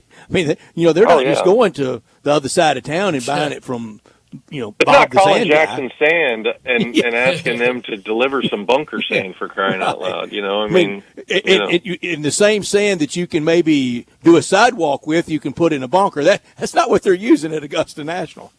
Right. Yeah. So it's. I mean, those are the things that, to your point, right? The daily golfer, whether it's member, whether it's public player, whatever. Those are the challenges that you face. It's almost like, we need CBS or NBC or ESPN to have a filter that yellows the golf course out a little bit more, as opposed to it, these bright green filters, because that also creates the expectation. I mean, and we talked about it last week with Augusta National, and just the overseeding in the fall to make the golf course look as good as it does, for the Masters. And now, I mean, I heard it a little bit in the clubhouse last weekend. I mean, how's the golf course? It's pretty good. Well, I mean, it's April. Yeah. We haven't even gotten a stretch of weather yet to even think about, growing back in from any type of winter damage. It's, you and I talk about it every single year, Brett. It's that 150 number. You need 150, to get grass to grow. Number, wasn't it? Yeah, I mean, you can't, you're not even there yet. So, and we're not overseeding anything at any golf course in this area outside of maybe a range tee. And, I mean, it takes time to recover from, either spring dead spot or any type of potential winter damage that you've had. And, we can't snap our fingers and make that happen. But at the same time, you're kind of in prime season already with your, with rates and everything else. So, once you set that expectation, it's just so challenging, and there's just not a lot of, I guess, for lack of a better term, forgiveness with regard to, what you're seeing on TV week in and week out. And, think about the region of the country that, those guys are playing and, cool season grass in California and, warmer season grasses in other parts of the area, that in Florida and stuff like that, but you're not dealing with frost lines and whatever else where these guys are playing. So, it's always very, very challenging from now until about, June-ish, when you kind of maybe start to get into a better growing pattern. And then, the next thing you fight is everything jumping out of the ground with as much fertilizer as you've given it. And now you're having to put growth regulator down and everything else because you're baling hay that you almost wish you could turn around and sell to make, as an additional revenue stream. So, yeah. Well, it could be a whole lot worse. The person who may or may not have been making golf picks for me either last year or the year before, I don't remember when it was. I was all making the picks the whole time, nobody else. But he's playing simulator golf up in Wisconsin right now because the courses are just not ready and the weather up there. So yeah, we have it a little bit better here, certainly down south. John, we just stumbled into the 2-year truth serum. Well, how about that? I said may or may not. He still has X. He still has X for all of his picks. I mean, come on. That's right. You're right. Yeah, sometimes we have to go different places when people don't answer the phone. But here's a kind of an off-the-wall question. I'm just curious. Do you have a favorite hole at Timber Trust? I'll tell you my favorite, 6. I love 6. It's the best hole I played. I'll tell you my least favorite, 7. I can never. I mean, it's always triple, quadruple, a million. I just pick the ball up on 7 half the time.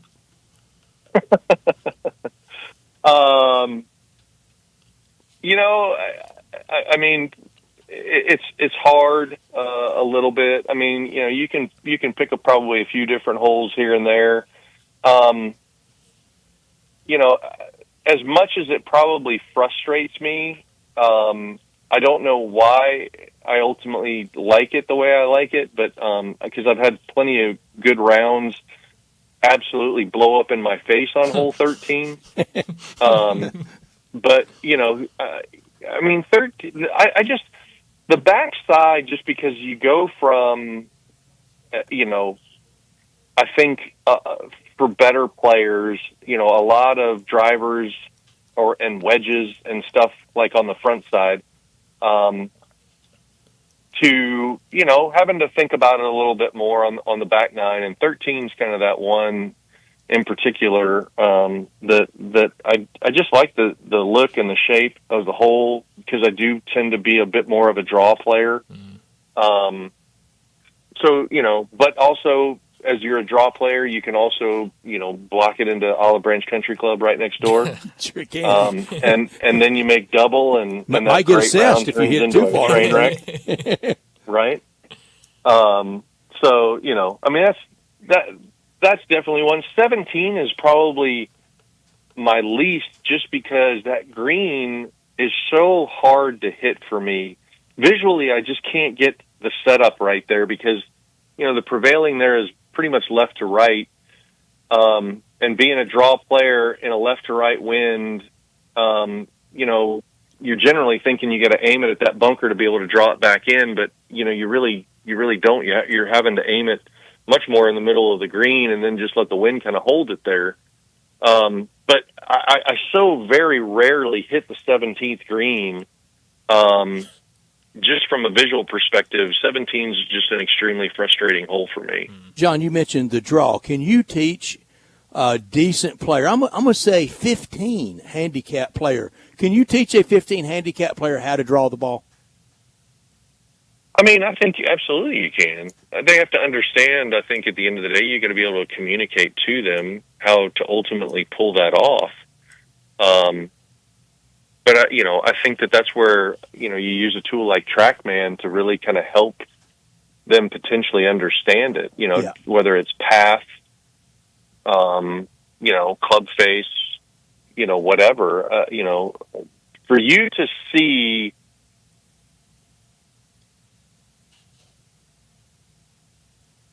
I think we might have lost John there. I think we did. He was right in the middle of his thought. I thought he was pausing there for a second, but I guess not. You're gonna. Oh, there he is. You're gonna cut it. You're gonna hit a big slice. Because you're gonna cut across it. But to change from that 7-8 degree outside to in swing path to, 2 degrees, 3 degrees inside to out. I mean, a 10-degree change, once you can get somebody to feel it and understand it, is pretty substantial. And I think that's where TrackMan, from a tool perspective, really helps people. As you talk about, hey, do you feel this difference? Can you understand this difference? Mm-mm. Right. And I think that's why it's such a great tool from an instruction standpoint to be able to help, because you can try to put somebody in a position in a golf swing all day long, but until they ultimately have a understanding of what that feels like in swing, it's extremely challenging to get them to do that. And then the magical moment when it clicks and they get it. Right, absolutely. And there's drills you can give folks to work on that, to try to create a visual of maybe a little bit more inside to out path or things along those lines. So, but yeah, I think you can definitely, get a 15 handicap to be able to hit a draw at the end of the day. Team competition this week, still very relaxed. Last week, more relaxed than at Augusta, but still, I think, a little more serious than this week at the team competition in New Orleans. New Orleans is a good place to be, very relaxed and maybe not as serious as some other stops. A couple of hurricanes and away you go. Yeah, and I don't know how we don't have DQs there more prominent than we do with people staying out, because New Orleans makes you act that way. And this is the course, and it in the TPC world, TPC Louisiana, out in the suburb at Avondale. I sure hope I remain so wrong on this. But if we ever have the alligator attack of a player or a fan or a caddy, it's going to be here, because they built it in the middle of it was their land. The alligators were there first. Yeah, no, absolutely. I mean, it's definitely the golf course where you're probably looking over your shoulder quite a bit after every single golf shot just to see what might be coming up from behind you. They smell the consent. They had the shot last year, the one just kind of roaming around like he was looking for the Pronto pup stand. Well, good thing to be looking for. Can't blame him. Yeah, there's definitely and he mistook it for somebody's leg. Well, yeah, it didn't happen, but I'm always scared. All right, I'm going to take the defending champion, and I'm going to take one of the two people I picked at Augusta. I'm going to take Shane Lowry and Masters champion Rory McIlroy with the first pick. Bryant, you're second. Oh, I just love this pick. Two of the golfers that I love watching week in and week out. Give me Aaron Rai and Sahith Theegala, Thiegs. Oh, you are the chairman of the Aaron Rai fan club. I am. I love it. All right. I will I'm going to take one of Stats' faves here. So I will take Thomas Dietrich and Robert McIntyre. Oh, Bobby Mack. Dietrich, Bobby Mack. Now, remember, we pay both players. This is, in effect, a double pay tournament. Ooh. Used to before. Well, we're going to need it based off of how bad we're getting our tail kicked now. I was good. Rookie. From the rookie, we bring in Tiger Woods to make picks. And usually this tournament is a big swing event. So, Landon, in your case, you can about make us all dormy. That's right. Well, based on my expert, precision and my all-knowing knowledge of golf. Oh boy, Lord! I'm going to go with Billy Horschel and Tom Hoagie. Billy Horsch. I actually love that pick. I do too, Brett. I do too. Back around to me for second pick. No shocks this week. Just whoever you take second, but it would pay double if they won. So give me Morikawa Kitayama. Interesting. All right, then give me JT Poston and Keith Mitchell. Okay, John. Well, boys, it's the Stanley Cup playoff season, and at the end of the day, I do tend to hope that at some point in time soon that a Canadian hockey team will actually win the Stanley Cup again. So I will go with a Canadian team of Nick Taylor and Adam Hadwin. I like that. And closing us out, I'm going to go with Wyndham Clark and Taylor Moore. I love it. John, I'm seeing it, and you can change if you'd like. I'm seeing now the team of... Oh, boy. Who's already out? Dietrich McIntyre and Taylor Hadwin. Okay, but for Landon, I'm seeing Tom Hoagie now with Chappell as his teammate. Wow. Is Billy Horschel out? Billy Horschel might be out. I don't know if he's out. We'll clarify it and during the break give you a redo. If you can keep that, or you can get someone else. He did. He withdrew 2 hours ago. Wow. Do you want to stay with Hoagie and his new partner, or do you want to switch? I'll switch if that's okay. Give me Ben Griffin and Andrew Novak. You got him. Okay. I wanted to be fair. Absolutely. I mean, I appreciate that. Thanks for looking out. I wouldn't have known. With Landon after how he's been picking. Hey man, I'm a rookie. I'm new at this. I That don't know is what I'm just doing. you. Yeah, no. Well, I guess so. But John, before we let you go, tell us more about how people can book a tee time down at Timber Trust. Yeah, guys. So, as we've kind of talked, perfect kind of time. I mean, we're going to probably get a little bit of rain here over the next couple of days, but I don't think anything is going to really impact overall golf course conditions all that much. So, should be a really good weekend. We are hosting the SNEDS event, so we got the kids out here this weekend, but we still do have tee times and stuff available around them. Definitely Saturday morning before they go off. And then, Sunday afternoon, which is, always going to be a pretty good time. So you can call us at 662-895-3530. Visit us at timbertrustgolf.com to be able to book your tee times. But, again, should be good. And I'm sure once we get this rain over the maybe the next day or so, that I'm sure things will definitely kind of pop a little bit. I think the ground's kind of looking for a little bit of moisture right now. So should be really good, and should be a great weekend for golf. Yeah, it's going to be a lot of fun. As always, John, thanks so much for joining us. We'll talk to you again next week. All right, guys. Have a great weekend. Take care. Thanks, John. John Goen from Timber Trust Golf joining us every single week, talk some golf and make some picks. The team event this weekend going to be a lot of fun. Hopefully we get a winner, but hopefully it is not from Landon because he has been dominating both the first 2 weeks to start things out. If Griffin Novak win, oh, I mean, give me a break. I'll never be honorable again. No. Things will certainly change if that is the case. It'll be for blood after that. If it comes to that point, I will accept anything and everything you guys do. Yeah. We'll bring the chains out then. We'll be like the wrestlers. We'll be cheating, cutting corners as much as possible then. Well, we need to get to a break here in a second. Before we do that, let me remind you, this weekend, a good time to head down to North Mississippi and Olive Branch to Frontier Western Store. Family owned and operated since 1967, Frontier Western is your one-stop shop for some of the biggest brands. Check out Frontier's world-famous boot showroom. Whether it's work boots or dress boots, Frontier has you covered with for the entire family with plenty of in-stock proven classics like Ariat, Dan Post, and Durango. Frontier Western Store is also the one-stop shop for Carhartt in the Mid-South, and they also have you covered with thousands of new shirts and jeans. You need a new pair of jeans? Well, Frontier has you covered with the newest selection from Wrangler and Ariat, and you'll love how easy it is to find the perfect size and style for you. Frontier's pricing is lower than online and chain stores, so you know you'll be getting the best deals. Head down to 5880 Goodman Road in Olive Branch to check out the whole selection. Open Monday through Saturday, 9 a.m. to 7 p.m. and Sundays 1 p.m. to 6 p.m. Head down to Frontier Western Store. I'm gonna have to head down to Frontier Western Store. I was telling you yesterday the Minfo Fest was released.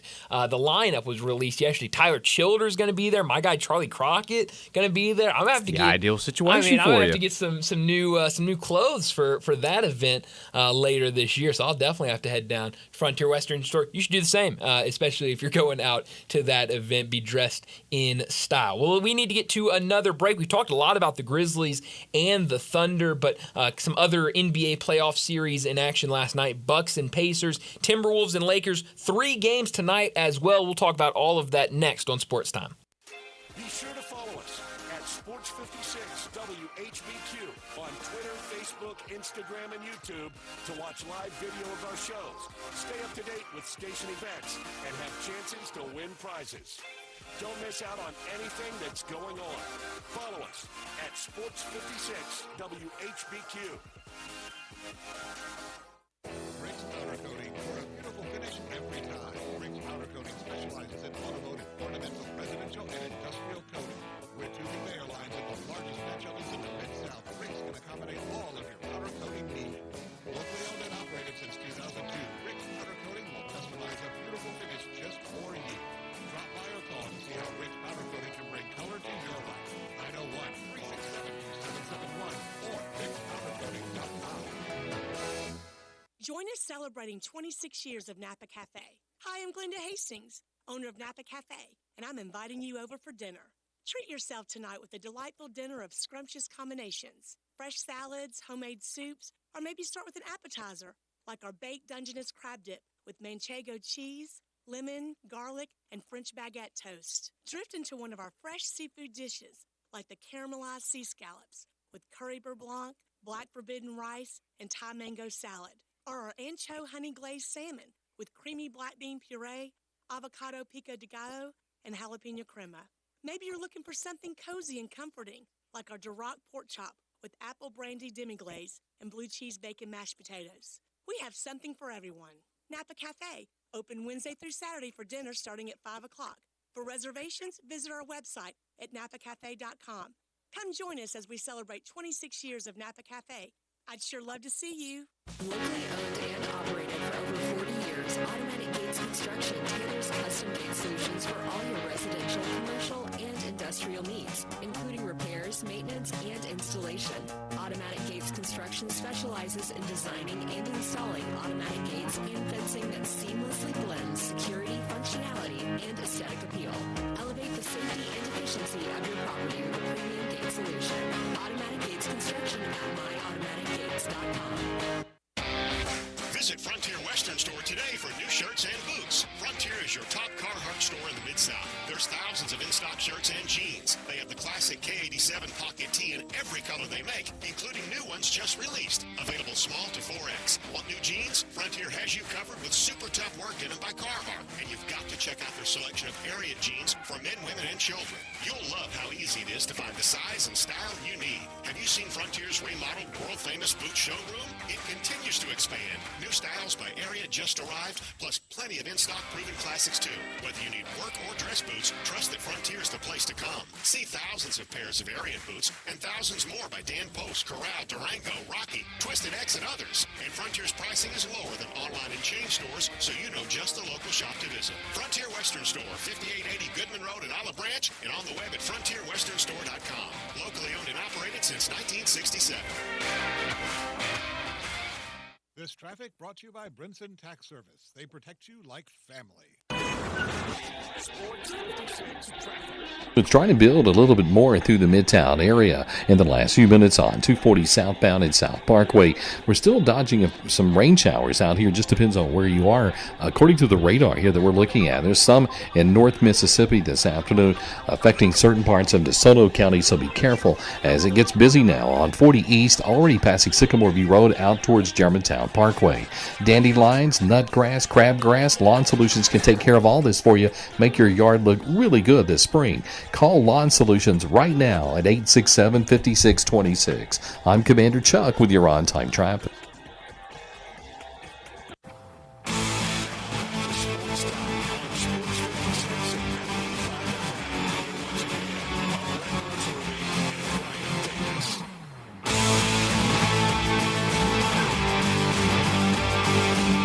Welcome back into Sports Time. Bryant and Brett with you live and local inside our Family Leisure studios. We've talked a ton about the Grizzlies and their game last night against OKC. There were two other games last night, one on NBA TV, the other that came on right after the Grizzlies game on TNT. But the Pacers, they beat the Bucks again, 123-115, a game where, I guess you could say the same thing if you're the Bucks. It was not as bad as game one, but still a loss nonetheless. They now trail 2-0 in that series. Then that second game, the Lakers, they get their revenge at home over the Timberwolves, a 94-85 win over Minnesota. That now ties that series up one apiece as they go back to Minnesota. And for Minnesota, you got to feel good, picking up that first win in the first game. So now you go back to Minnesota, have that home court advantage with the series tied rather than being down 2-0. But Luka Doncic, he was the story last night. 31 points,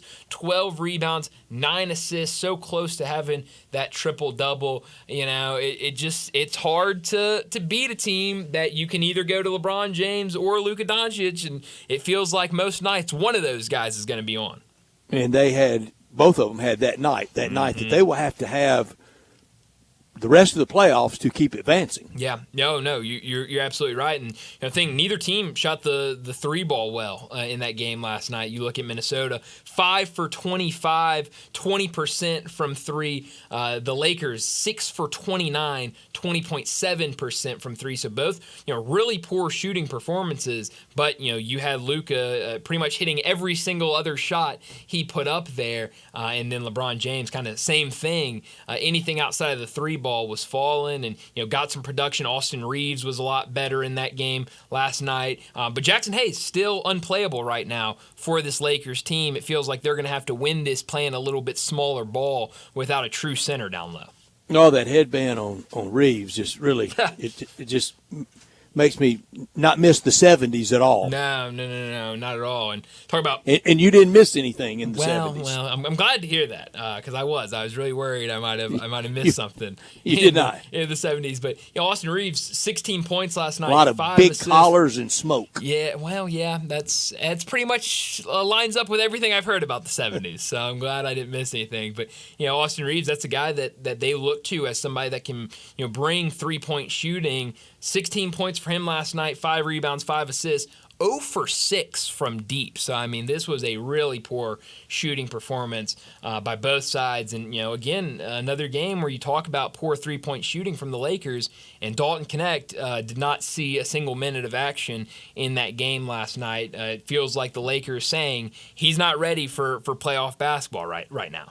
I'm pulling for Minnesota in this series for a lot of reasons. One, I'm pulling for Mike Conley. Another, I'm not at all for the Lakers. Minnesota got all they wanted out of the trip to the left coast. Absolutely, just a split. Absolutely.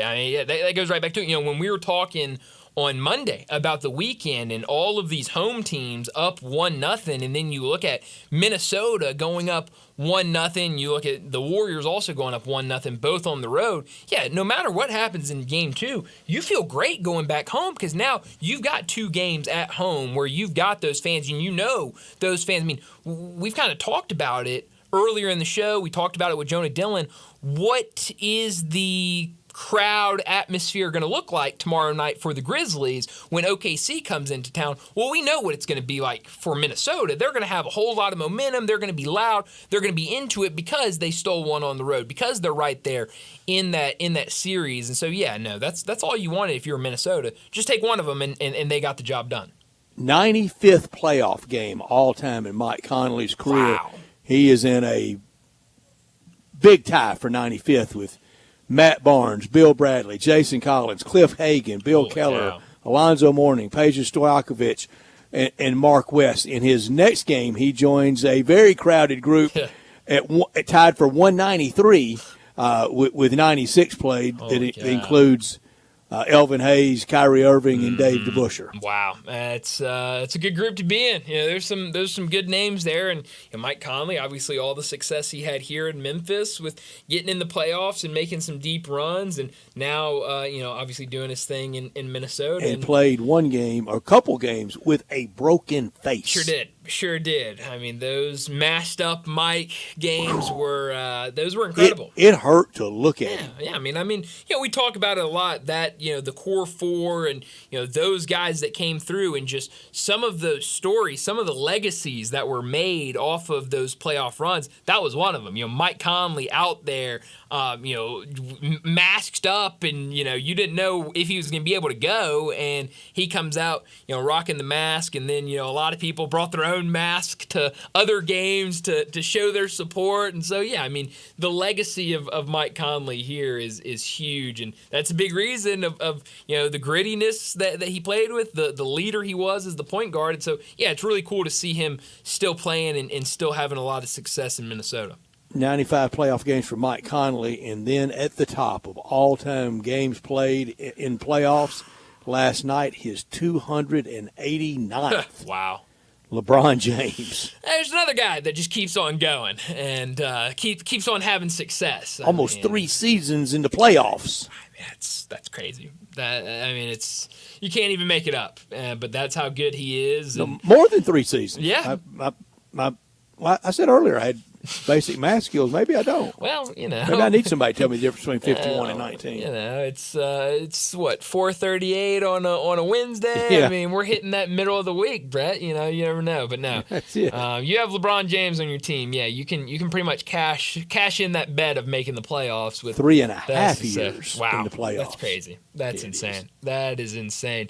That other game last night, Pacers, they go up 123-115. Or win last night, go up 2-0 in that series. Damian Lillard was back, played 37 minutes, had 14 points, 7 assists, 3 rebounds. Biggest issue was defensively, really most of the night until the fourth quarter for the Bucks, and that's when they closed the gap and kind of got back in there a little bit. But you give up 40 points in the first quarter. I mean, you give up 40 points. That's a lot to make up, and just didn't have enough in the tank last night for the Bucks.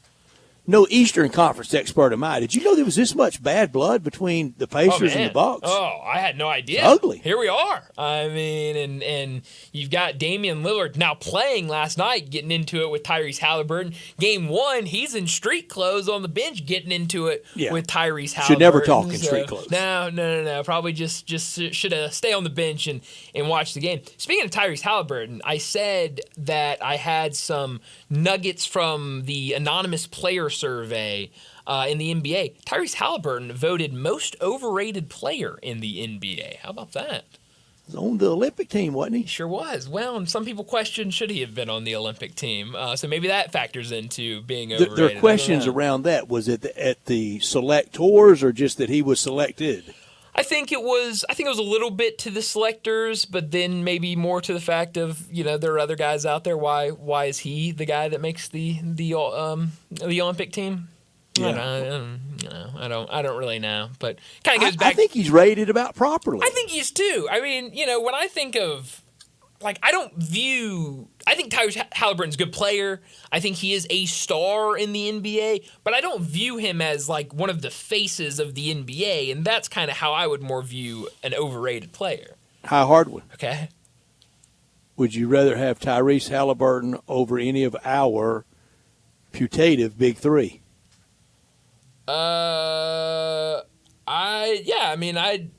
If we're just not talking about money or anything, I'd take him over Desmond. I mean, I would certainly, Would you take him over Ja? I would. I would not. I'd probably stick with Ja. He's just such a streaky shooter. But I'd probably stick with Ja. But I'd definitely take him over Bane. The Olympic team took him over Ja. Sure did. Sure did. That's a great point. Took him over Bane, took him over Jaren. Exactly. And Jaren was on the team the summer before. They got beat in the Philippines. Yeah, that's right. I guess that's the answer. If the Olympic team would take him over all three of those guys, then maybe so should we. What other things from that poll? Oh, Brett, there's great stuff in this poll. So I talked most overrated player. And how many players voted? Well, that's the thing. When you go to most overrated, worst franchise, worst head coach, not as many guys want to vote on that. I would say on average, you probably had about 125 guys voting on That's a on pretty this. good sample. Pretty good sample size. But in those categories, when it was like most over, more That the beats negative the Des Moines thing, Register poll. Well, that is true. But when you had the negative ones, it was like 90 guys voting on it. Not a lot of people wanted to talk about most overrated and worst coach. Some of the ones, I guess for fear it would get out. Yeah, I think that's more of it. You don't want to run down. I'd be any of guarded, these too. guys. I definitely would. So I talked. Have you ever been polled? I have not. I've had to do polling. I had to do it for a class one year. I had to go out to the polls for one of the things and ask people when they were coming out. Who they Local voted for. or national office? National. It definitely was. Voting for both, but I was supposed to report on the national. How receptive were people to telling you how they voted? Not very. No, boy. It wasn't. People really do get. Mm-hmm. I mean, they get their claws up over it. No, they definitely do. It was not fun. It was not something I would do again. Had to do it for class, so I mean, I was kind of forced to. What a fun class! It was really fun. It was good. I would not do that again though, because that was not fun. I participated one time in a poll, and I bet when the person hung up, we just talked to the biggest nut in America. Well, and I answered extremely crazy. Just to do it. I was going to ask, what would make them have that thought of biggest hung nut? up. Wow, that's hilarious. That's so funny. We found him. we got him. We got the biggest nut. So most overrated player, Tyrese Halliburton had 14.4% of the votes. He had the most votes. John Morant had 4.4% of the votes, along with Bradley Beal, Draymond Green, and Julius Randle. All four of those guys. You think Ja's overrated?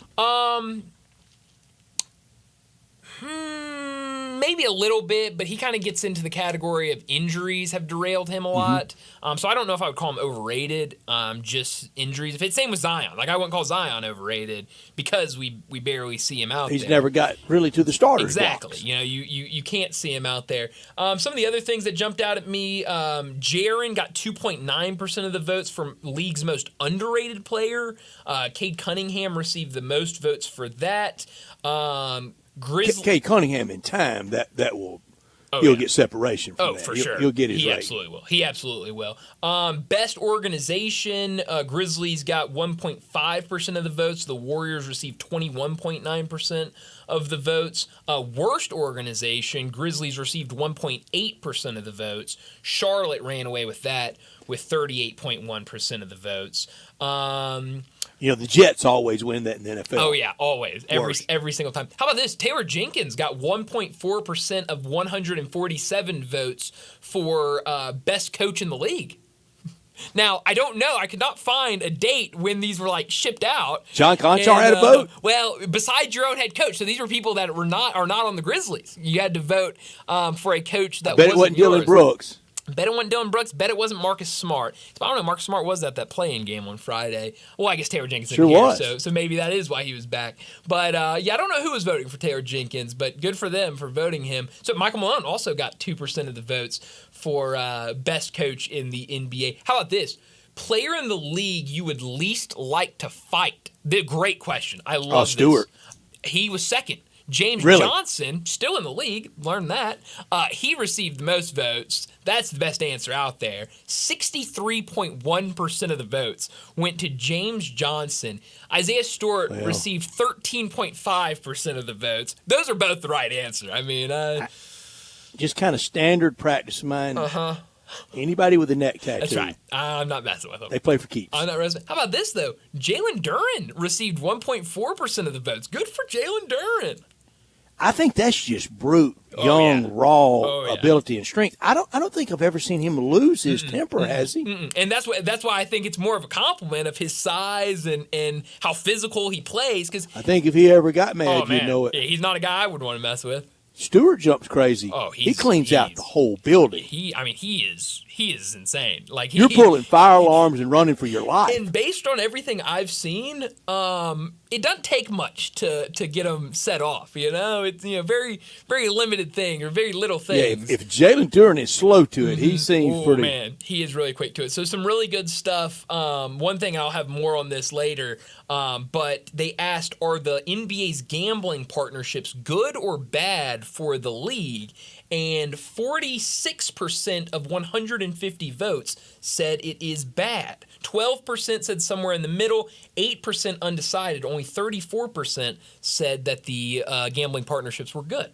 I saw a story today, the state of Kansas, very close to repealing and getting away with it. Really? Yeah. Holy cow, I did not see that. Wow. I know Missouri's getting close to, I think, voting for it. So two states very close to each other.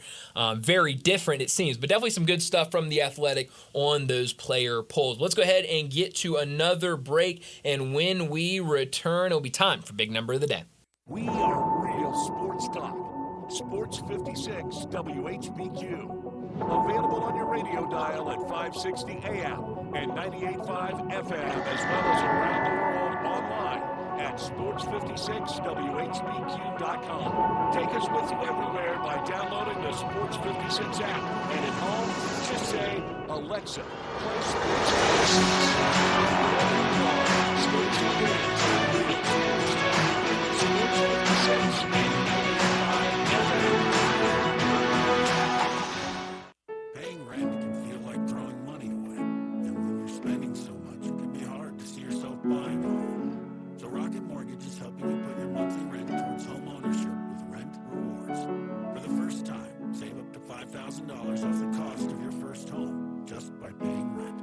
Only at Rocket Mortgage. Call 800-4ROCKET or visit rocket.com to find out more. Rocket Mortgage, LLC, licensed in all 50 states, and NMLSconsumeraccess.org, number 3030. Looking for sports in all the wrong places? Try the Owner's Box Sports Bar and Grill in Lakeland's Town Square. Fun, exciting, friendly, and comfortable. Wall-to-wall TVs, 24 taps for all your beers, including $3 domestic and $5 craft pints on Monday through Friday, 3 to 6 happy hour. Music bingo Tuesdays, daily special and Owner's Box Sports Bar and Grill. Lakeland's Town Square, Highway 70. Check Facebook for daily special and weekend music at the Owner's Box.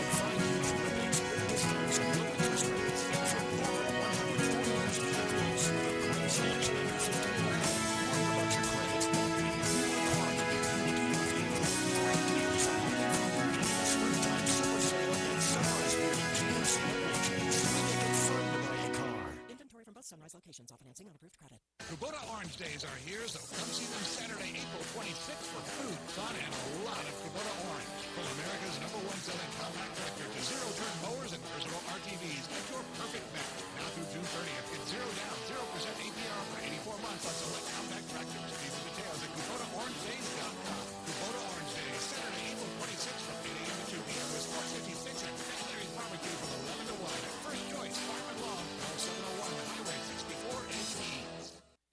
Tiger Nation, spring football is here. Get your first look at Memphis football at the annual spring game Saturday, April 26th. Kickoff is set for 3 o'clock at Simmons Bank Liberty Stadium. Admission and parking is free. It's Family Fun Day featuring Pouncers Pals, food trucks, prizes, and autographs. Tiger Bookstore will be there with a Memphis Athletics equipment sale. Be there, be loud, and go Tigers go. For more information, visit GoTigersGo.com. Do you know one of the best things you can do for your employees or family's health? Provide Arctic Clear bottled water. Arctic Clear bottled water is your locally owned and operated bottled water provider. Arctic Clear is 100% natural spring water with free delivery instead of dependable service and no long-term contracts. An easy choice. Call Jeff Metis today at 201-382-2363 or visit arctic-clear.com. Arctic Clear bottled water. Call them 382-2363. That's 382-2363.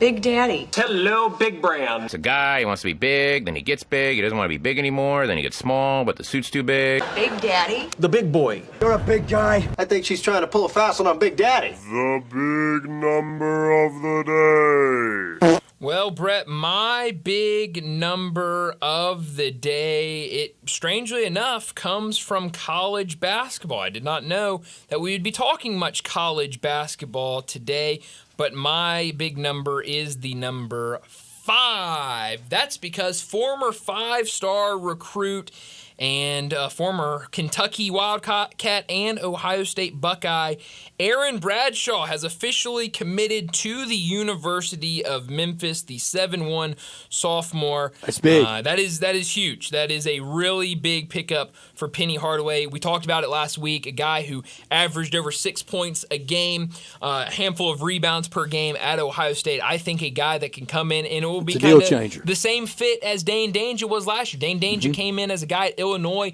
didn't have the crazy big stats, didn't have the stuff that was crazy jumping off the page, but it was a guy that was heavily recruited out of high school, had spent a lot of time at 2 different Power 5 schools. Now Aaron Bradshaw, same thing, highly recruited out of high school, goes to 2 high major schools and is now coming to Memphis. I think a massive pickup for Penny Hardaway and this Tiger team. I do think maybe it's the only one today. I do think another one is right around the corner. I think Doug McDaniel, the guard from Kansas State, I think by the end of the weekend he will also be a Memphis Tiger. Yep, Coblin coming together. That is great news. That I think that will matter next February. Absolutely, I think it will. My big number is 112, 112. That's the number of games for Dak Prescott with the Dallas Cowboys. He's 76-46. We talked about Tony Romo earlier. He had 117 games, so Dak Prescott with 5 games will match that this year. After 117, he was 78-49. They're Xerox copies of each other. Oh yeah. I don't really know what to say. I don't know what to say to that. Keep that parade route in hand. It's in my back pocket. It's right there. Hopefully, I know the route. Tomorrow night won't make me throw it away, but we'll see. I know the route to All-Star Chevrolet. Head down Highway 78 after you cross into Mississippi. Take that first exit, Kraft Goodman Road, and you're there where the good guys are. Drew DePriest leading that great team, and the deals are there as well, right there in Olive Branch at All-Star Chevrolet, where you can save thousands on your new Silverado truck with financing as low as 2.9 for 72 months. A new 2500 HD with financing as low as 3.9 and no payments for 90 days. Nothing beats having no payments basically the rest of the summer. Your good credit deserves it, and you get it at All-Star. And if you're an educator, a recent grad, military, first responder, healthcare worker, law enforcement, and we're getting ready to have a bunch of recent grads, you get an extra $500 bonus back. All-Star with all the late model pre-owns you can be looking for, like the Camaro, the Equinox, Tahoe, Suburban, and a ton of Silverados. If you have any vehicle you want to sell, bring it to All-Star, make your trade there, even if you didn't buy it from them, and you'll get the most money back for it. Everyone at All-Star wishes everybody in our audience a happy Easter month and a happy springtime. Together, let's drive to All-Star Chevrolet in Olive Branch, and for more information, you can always go to allstarautogroup.com. Let's go ahead and wrap up this second hour, get to another break, and when we return, we're going to talk some more Grizzlies and the NBA. Rob Fisher from FanDuel Sports Network, he's going to join us. Plenty to get to with him. We'll do all of that next on Sports Time.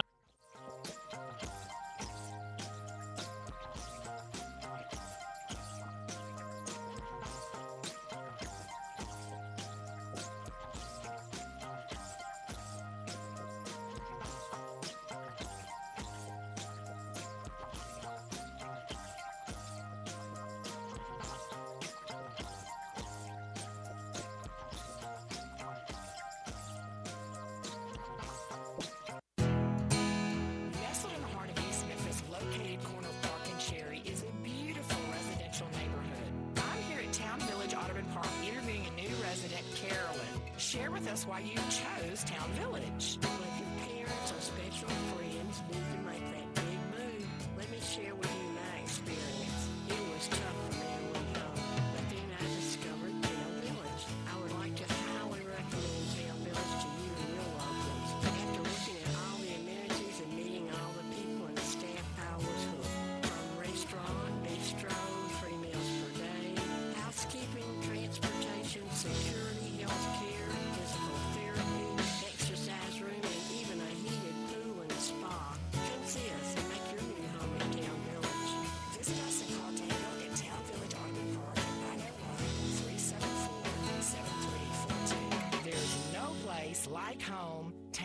Village. It's time to get your Kia on at Gossett Kia on the Pike. How about a new ride for under $6 a day? 2025 Kia K4 LXS. We Gossett $159 a month. 2025 Kia Sportage EX. We Gossett $269 a month. And get more power, larger cargo area than Nissan Pathfinder in your new 2025 Kia Telluride S. We Gossett $398 a month. All $49.99 to a signing 24-month lease, and they're all equipped with Kia's 10-year, 100,000-mile powertrain limited warranty. Go see Bobby J. He's waiting to put you in your new Kia today. Gossett Kia 1900 Covington Pike. Online, KiaCovingtonPike.com. If you want it, we got it at Gossett Motor Cars. Acquisition fee, 20,000 miles per year, 20 cents excess mileage, 12,000 miles per year, $49.99 to its signing. Must finance through KFA, K4, SEO 87349, MSRP 25320, Sportage S719 2005, MSRP 30660, Telluride SG 596204, MSRP 41060. Includes all rebates and incentives. PF 895 excludes tax, title, and license with approved credit. Dealer stock only. See dealer for complete details. Offer valid through 5/2/25. It's time for the ultimate Hot Wing Showdown at the World Championship Hot Wing Contest and Festival. Saturday, April 26th at the Memphis River Garden Park on Riverside Drive. See over 60 teams fighting for hot wing supremacy along with live blues, soul, and rock and roll. All in support of the Ronald McDonald House. It's a sizzling day of fiery flavors, live music, and family fun, and you're invited. Get your tickets now at WorldWingFest.com. Sponsored by RS Financial Group, Bank 3, ATC Fitness, and Universal Access. This is your delicious chance to make a difference. Pools, and more pools. Yes, it is pool time at Family Leisure. Family Leisure is already booking pool installs, so you need to buy now and get on that list. 24-foot pools start at $19.99 install. Liners are starting at $2.99. You're going to need some pool accessories, so they're all up to 20% off. Not quite ready for a pool? That's fine. Get a 5 or 6 person hot tub starting at under $7,000. You can also go for a swim spa or perhaps a cold plunge tub. Those are now $2,000 off. Get patio furniture up to 50% off on select sets. Buy your pool now. Get on that install list. Mention this commercial, and your install is free. It's underlined in the in bold print, so you know it's big.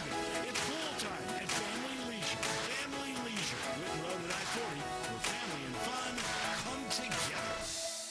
This traffic report brought to you by Triangle Meat Company, feeding Memphis since 1967. Open 8 to 5, Monday through Friday, 4790 Summer Avenue. Trust Triangle Meat Company.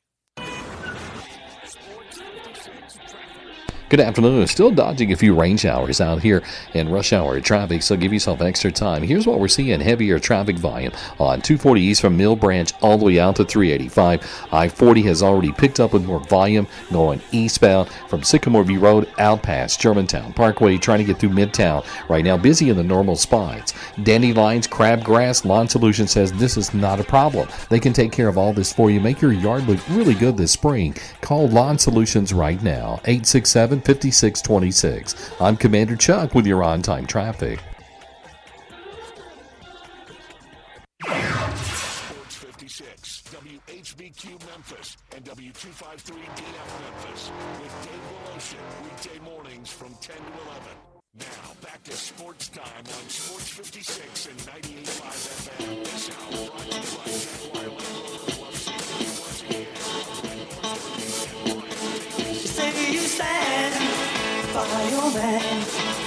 Tell me something I don't understand. Welcome back into Sports Time. Bryant and Brett with you live and local inside our Family Leisure studios, and joining us now to talk the Grizzlies and the NBA, Rob Fisher from the FanDuel Sports Network joins us now. Rob, thanks so much for joining us.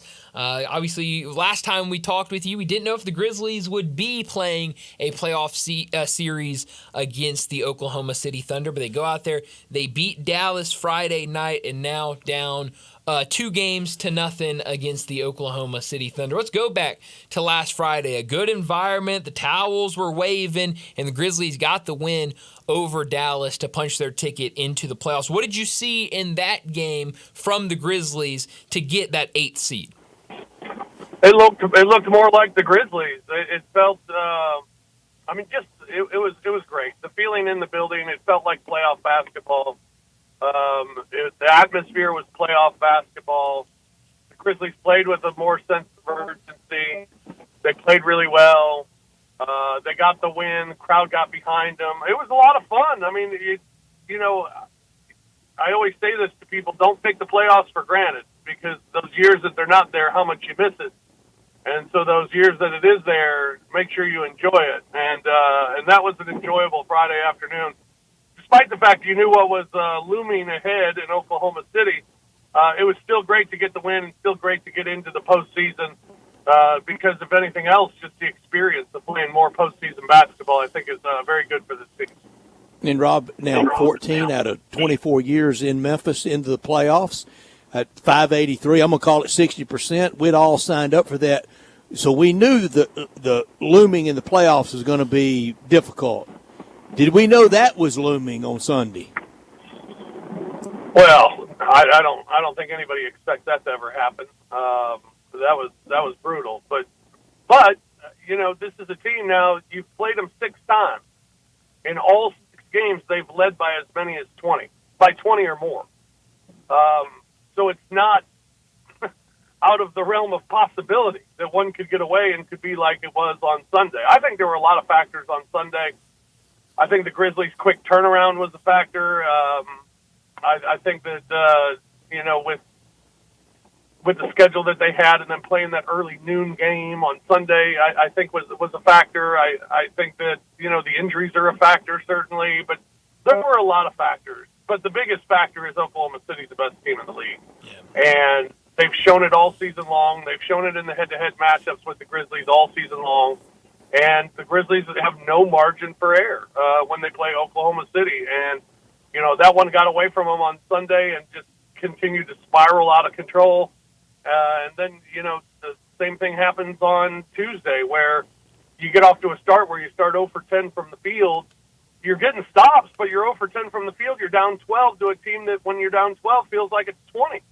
And so you're battling back that entire game. You get it to 8 in the third quarter and kind of feel good about yourself, like you're in range and you're in an arm's length of possibly coming back in that game. And then they have a big finish to the third quarter and a great start to the fourth quarter, and it's 18 again and the game's over. So there's such a little margin for error. The things the Grizzlies need to do, the things that the Grizzlies do very poorly, Oklahoma City does very well. And that has been a horrible mix so far in these first 2 games. Other than experience for Oklahoma City, do they have a glaring weakness? No.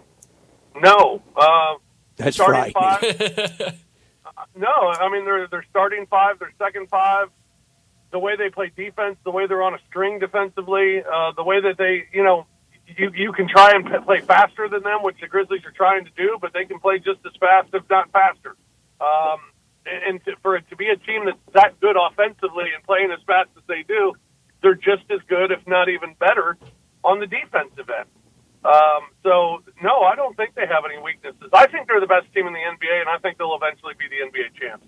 Yeah, it definitely feels like it's going that way. Jaren Jackson Jr. really struggled in Game 1. It felt like a lot of the criticism was pointed towards him and his performance in Game 1. I know there's been quotes out there. He called his former college coach, Coach Izzo, and talked with him before the second game of the series. He was a lot better last night against the Thunder. Finishes with 26 points, had 6 rebounds, 10 for 17 from the field. And in that third quarter, when they trimmed it to a single-digit deficit, he was really big in kind of getting that comeback together in the third quarter. What did you see in Jaren Jackson between Games 1 and 2? I think he was a lot more decisive in Game 2. He wasn't hesitating on making that first move when he got the ball.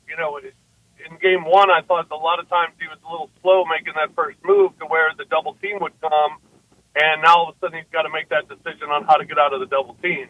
I thought he was a lot more aggressive with the ball going to the basket, a lot better movement without the ball as well. I just thought he was a lot better in Game 2, and it was just being a lot more proactive, I think, than being reactive was the biggest thing for Jaren in Game 2. But he's going to have to be Game 2 plus, going forward. And now the problem is, well, you need the same from Ja, and you need the same from Dez. I mean, all three guys have to be great for the Grizzlies to win a game, and it takes even more than that, but it's got to start there. Rob, I think we know through the years that reserves in the playoffs play better at home. A, why? B, do you expect the Grizzlies reserves to play better in games 3 and 4? I don't know why that is. I guess it's just a comfort thing of being home. The atmosphere is a lot better. It's more friendly. I guess those are the reasons. I don't know if there's a real reason for it. Is it true? I think so. It does seem to play that way, and I think it has shown out through the years that is the case. I think it's true, and I think it's something that you hope happens for the Grizzlies. You're right, because you haven't gotten much from now. You're not playing many others, but the others need to be good. If Luke Kennard's going to play, Luke Kennard's got to score. Period. Yeah. Period. End of discussion. So he's got to be better. Whoever's coming off the bench is going to have to be good, because right now your starters are playing major minutes, and they're not going to have much time on the bench. But hopefully that'll hold true for the Grizzlies, that your role guys will be better at home, and maybe Santi can have a big game, and maybe Luke can see a couple shots go in, and Marvin Bagley's been doing an all right job with the minutes that he's been getting. So, but it's going to take everybody. So hopefully that does hold true for the Grizz. Yeah. Well, and you look at this bench, a lot of guys struggle. Marvin Bagley, gives you some good minutes in the first game, not so much, only 11 minutes last night for him. We talked about it earlier. For Coach Isolo, there was a lot of talk, obviously, when they hired him back in the summer, of maybe he could be, in the future, the guy, then he gets placed in the interim. But it feels like, kind of a bad spot he was put in to, coach this team into the playoffs. You get the number 1 seed. Do you still think that this is a trial run for him, or do you think things look a little better for him being the permanent head coach? I don't know. I don't know. It's a good question. I don't know the answer. I don't know. I'm not sure what the plan was from the beginning, whether or not he's the guy that you're targeting to be the replacement for Taylor Jenkins. And if he was, why didn't you just put the permanent head coaching tag on him when you made the move? So to put the interim tag on him, all right, well, if things go bad, how do we justify giving him the permanent job? If things go good, well, we give him the job, I guess, even if we don't want to. So I don't know. I don't know what the plan is. I don't know if he's helping himself. I don't know if he's hurting himself. I don't know if it matters. I don't know. I think he's been fine. I wouldn't have anything bad to say about him. I think he was dealt a very difficult hand. I think he's a very intelligent basketball person. I truly enjoy talking with him.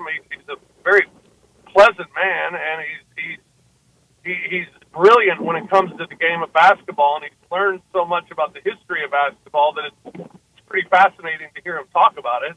So I think he's a great basketball mind. So much about being a coach in the NBA is, do the players play for you? Do they respect you? Do they listen to you? And I think they are. I think they're listening to him. I think they like him. I think they trust in him. So that's half the battle. But I don't know. I just don't know, and I don't think any of us do. Heck, I think all of us were caught off guard when they decided to move on from Taylor Jenkins. So I'm not sure. I'm not sure what the plan is, and I don't know how much it's helped or hurt in this interim position. Rob Fisher with us from the FanDuel Grizzlies Sports Network, and he's on our Sissy's Log Cabin guest line. Rob, back to that experience question. I asked it kind of from the Oklahoma City perspective. I'm going to ask it from the Grizzlies. Other than experience, what can be really learned out of these 2 games and going forward 2, 3, however many more there might be for the Grizzlies? Well, I think the thing you learn is how far are you from contending? And that might be a little bit of a shock. It's looking in the mirror a little bit, isn't it? Yeah. I mean, if you believe that you want to contend. Well, this is the team that you're going up against, and this is the team you're trying to catch. So these first two games, if you look at it and you say, wow, that's how far we are from actually being a contender, well, we need to look in the mirror and we need to figure out how we're going to get on that level, because we're clearly not on that level right now. Yeah. We're not on the level with Oklahoma City, and really when you look at the regular season, we're not on the same level as a lot of teams in the Western Conference right now. Not a lot of teams, I shouldn't say that, but are you on the same level as Houston? No, they seem to have passed you. Are you at the same level as Denver, at the same level as the Lakers? I mean, for a team that 2 years ago you felt like everyone was chasing you and you were the number 2 seed, and you felt like, you know, with a little seasoning and a couple tweaks here and there, we're good in the West. Now all of a sudden you're not. And you're looking up at all these teams that are ahead of you, and I think that's the biggest thing that you take out of what we've seen in these first two games. Rob, that is just really candid, and you're right. Spring of 22, it was just a matter of when, for me, of when the Grizzlies get to the NBA Finals. Not win it all, but get to the NBA Finals. Then the next year everything happened, and I was a little dissuaded, and then last year was last year, and now this year is this year. It feels like that was kind of a fairy tale to dream of NBA Finals, but things can change fast too, can't they? Well, sure, no doubt about it. And you know, the first thing that's going to happen is you have to make a decision on what the coaching situation is going to be, and then after that, then you have to figure out what sort of moves need to be made.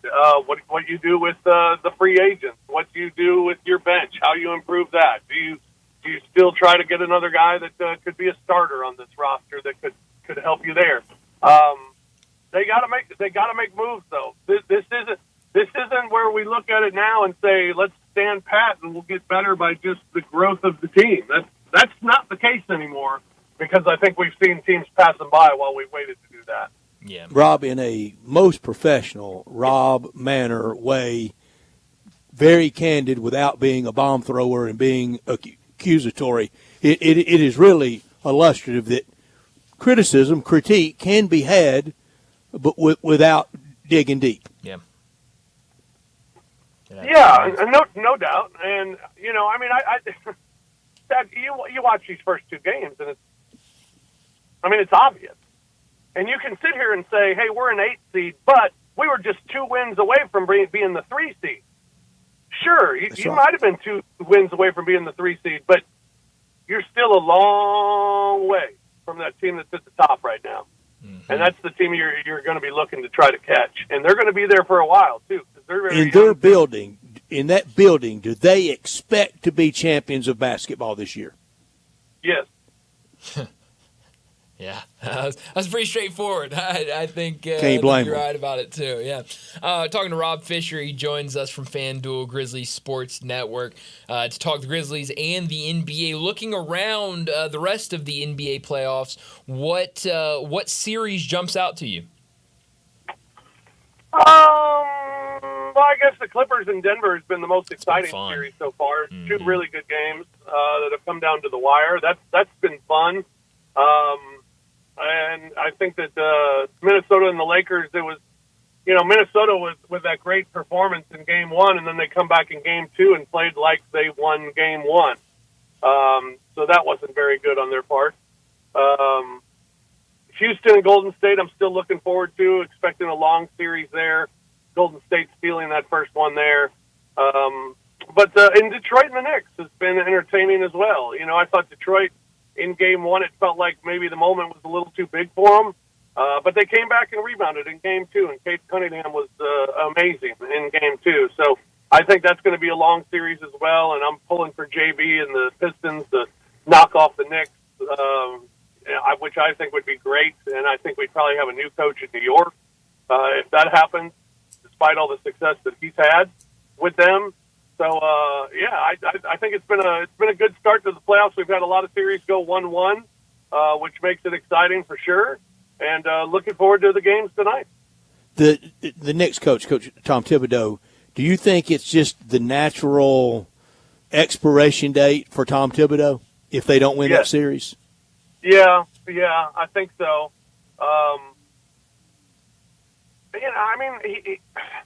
He's got friends inside the organization, so maybe something wouldn't happen. But, I think after last year, there was so much hope and excitement for this year, because last year was derailed by some injuries at the end of the season, that there was so much hope and excitement for this year. And then they went through the same thing that the Grizzlies did. They couldn't beat anybody good. Mm-hmm. And if they were to bow out in the first round of the playoffs, I think it would be a very disappointing season and a major step backward for the Knicks. And because of that, I think that's why they would make a move. Rob, I'll just warn you, on any coach right now for any team, be careful what you say, because he might be being introduced this summer at FedEx Forum. Don't say the things about them that I once said about Lane Kiffin. No, I'll make sure I don't do it. I think they're all great. I love them. And whoever our coach is going to be, I'm going to love that guy. That's right. Whether it's Tomas or whether it's someone else outside the organization, we'll wait and see. But you were a bigger Lane fan than I ever was. I was a huge Lane fan, mainly because I just felt like with Lane came chaos, and I just wanted it. I rooted for it all the time, for sure. Yeah. Well, going back to the Thunder, you mentioned them. You think that they have a really good shot at being NBA champions. Their fans certainly think they have a really good shot at being NBA champions. But when you look at the rest of the Western Conference, who gives them the best challenge to not make the NBA Finals?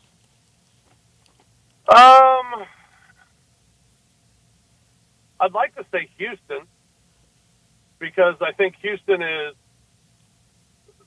like they're like Oklahoma City light a little bit. They're very athletic. They're very good defensively. Their problem is putting together the offensive game against good defensive teams. Will they be able to score enough against Oklahoma City? I guess I would always say the Lakers, just because you got Luka and LeBron. That gives you a chance on every night to win a game. So I guess I would put them up there, but I don't know. I think Denver's kind of cooked. Minnesota just doesn't seem to be grown up enough to do it yet. Mm-hmm.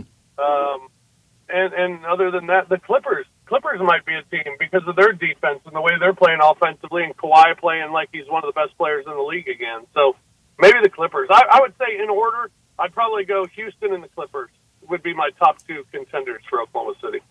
Rob, I said yesterday it will be one of the great tug-of-wars, one of the great setups of all time of something's got to give. You've got the consummate pro winner in Kawhi Leonard, and then you have James Harden, who I've said with Russell Westbrook and Chris Paul will never be on a championship parade float. Something's got to give in the Clipper locker room, doesn't it? Yeah, you would think so. I mean, I've always been the same way about James Harden. I've always kind of felt like James Harden's not going to be a winner, and he's not going to win anywhere he goes. But not going to be a champion. No, not going to be a champion. But you take a back seat to Kawhi, maybe you could. That's a good way to get Kawhi's a ring. That good. Sure is. Yeah. Rob, I know we're talking NBA, so forgive me for asking you a NFL question, but I don't want to ask you about I had one too. Any of these spreads in the NBA, but I know you give great gambling advice. He's a professional. A pro. So right now, Shedeur Sanders' over-under draft position is 21.5. Do we think he gets taken before pick 22 or after pick 22? I think before. Yeah. I think that quote that came out by that anonymous coach, I think that adjusted things and made everybody talk about it today, but I think everybody's starting to realize that anonymous coach is a coward for what he said. Oh, yeah. And what he said is absolutely false. I mean, to say he's just not that good is just wrong. That's right. That is 100% false. So I think that does still clear a little bit. These teams, no team is going to be scared about what this assistant coach said. No team is going to be even fazed by what that quote is, but the betting public might be fazed by it, so you might start thinking he's going to slip even more, but I don't think he does. I think 20 – I mean, it was 15.5 earlier today, and it's 21.5 now? That's unbelievable. 9 2 weeks ago. Yeah, I mean, we were talking about him being a top 3 draft pick, a month ago. Yeah, I think it's ridiculous. I would say, as a matter of fact, now that you told me it's 21.5, I might jump on that myself. I'm with you. Let's do it. He's got his app. Rob, have you ever been to Green Bay to a game? I have not. No, I got invited one time and I couldn't go, unfortunately. But Same. Got invited once, couldn't go. I've never been. Yeah, but never been. Would love to go. That would be a bucket list type of sports thing for me. Would be to go to a I want to go in December. I want to go and be cold. I don't want to go to a preseason game August 20th. The guy that gets cold when it's 70 degrees outside wants to go to Green Bay in December. How long would I complain about it, Brian, after I win? Forever. Oh, my God. I don't know. I would love to see what you wear, though. Oh, yeah. I once wore 7 layers to a World Series game. If I went to Lambeau, I might have to go in a Ice Station Zero outfit. Yes, you would, which I would find very amusing. It would be. It really would be. Rob, as always, thanks so much for joining Great us. stuff, Rob. Enjoy these games over the weekend. We'll talk to you again next week. You got it, fellas. Go Grizz. Thanks, You got Rob. it. See you tomorrow night. Rob Fisher joining us from the FanDuel Sports Network, talking Grizzlies. Brett, you haven't stopped complaining about that game against Arkansas that was like 3 or 4 years ago. I mean, Well, it was 28 degrees at kickoff, Brian. Yeah, it was cold. I don't argue that. And me wanting it to be cold at Lambeau. I hope people could appreciate listening to Rob when we were asking him difficult and pointed questions about something that he loves, a team that he loves, not just because it's his job either.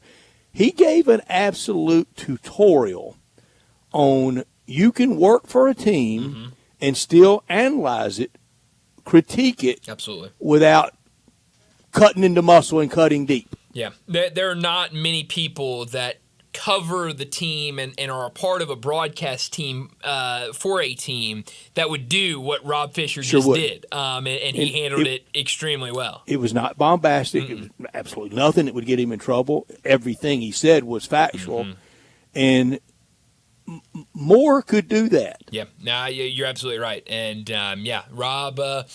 Rob's a pro, and he knows what he's doing. And, some of those answers he gave were great. And I love what he said of you cannot, get done with this offseason by just saying, oh, everybody's going to grow up, everybody's going to get more experience, and we're just roll it back out there. That's what this group did last year. Of everyone's going to get healthy. Our biggest offseason acquisition is getting everyone back from the injury report, and we're seeing how that's playing out right now. So definitely some good stuff from Rob Fisher. Always appreciate him coming on with us, and he'll be with us throughout the NBA playoffs every Wednesday at 5 o'clock, so make sure you tune in every week to hear Rob Fisher. But before we get to another break, let me remind you about our 5 o'clock sponsor. It's Jaguar Land Rover Bluff City. Make sure you head out to Jaguar Bluff City over the weekend, later this week, even today. They've been the premier Jaguar dealership for the greater Memphis area since 1984, and their talented team is ready to help you find your next perfect vehicle at unbeatable rates. Swing by Jaguar Land Rover Bluff City today and check out the new 2025 models like the 2025 Range Rover Sport, the 2025 Range Rover Velar, and the 2025 Defender. Test drive the Range Rover Sport, where luxury meets performance. It's a perfect mix of style, performance, and versatility, with options ranging from 360 horsepower up to 635. It's also available as a plug-in hybrid electric vehicle with $7,500 federal tax credit when leased with approved credit. Take a look at the Range Rover Velar, powered by mild hybrid technology and enhanced with the latest well-being features and fully connected entertainment system. The Range Rover Velar is the ultimate luxury compact crossover. Purchase yours today and get special 4.4% for 72 months financing available with approved credit. Don't forget about the Defender. Available in multiple models to fit your needs, the Defender is built for the modern explorer, and Jaguar Bluff City is offering special interest rates for 60 and 72 months on various models. Give them a call, 877-259-6169. Go online to jaguarbluffcity.com. Head out there, test drive these vehicles. 6335 Wheel Cove, just off of Quince for Bluff City Jaguar. Well, let's go ahead and get to another break, and when we return, we'll talk about what's trending.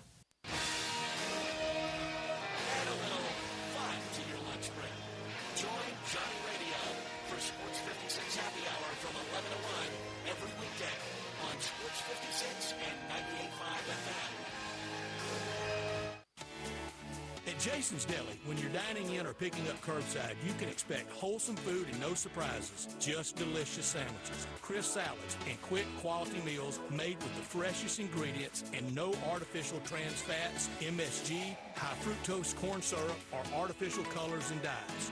Around here, a lot of thought goes into what we put into our food and what we take out of it, because you're not just taking a bite, you're getting a taste of who we are. New items are constantly being created to expand our menu for all tastes and special diets with vegan and gluten-free options available.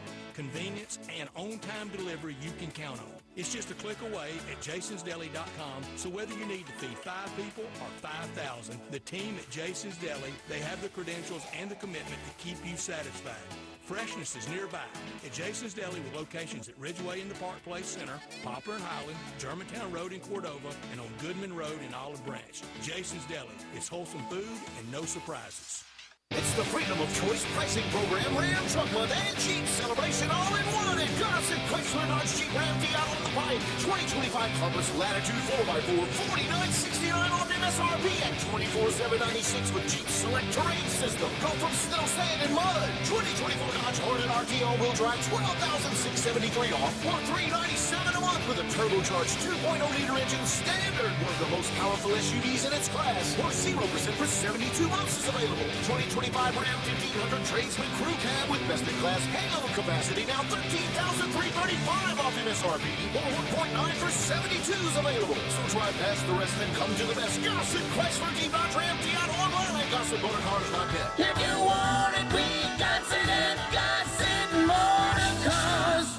6704, MSRP 29765, Hornet R3 A08 452, MSRP 44620, Ram SN 673 402, MSRP 5170, includes all rebates and incentives, PF 895, excludes tax, title, license, CD for complete details, offer valid to end of the month with approved credit, dealer stock only. If a carpet refresh is on your to-do list, now's the time to check it off. Because right now, you can take advantage of buy more, save more savings. The more you buy, the more you save.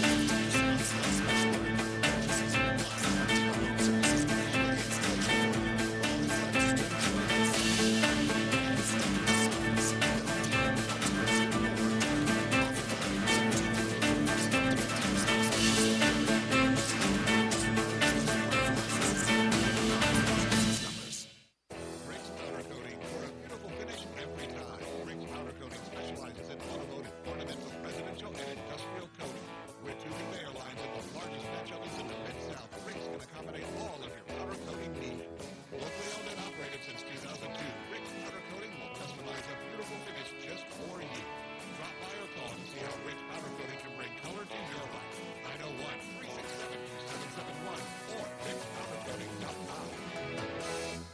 This traffic brought to you by Brinson Tax Service. They protect you like family. Sports 56 traffic.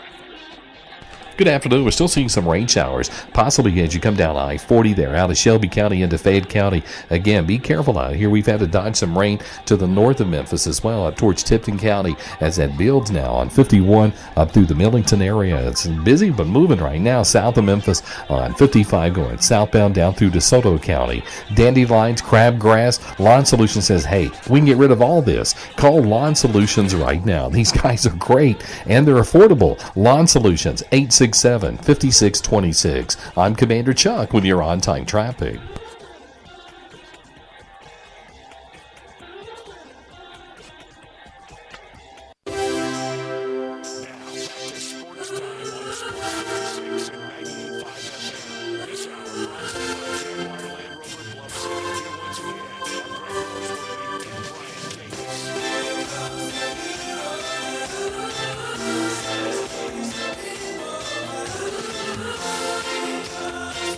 I was very serious when we were talking with Rob Fisher, and I said that I would bet the Shedeur Sanders to be taken under 21.5. I have looked at that now. It has come down again to, I believe, 14.5, or at least the sportsbook I'm looking at has it at 14.5. I know ESPN Bet had it at 21.5 earlier today. But here's one, Brett, that I'll ask you.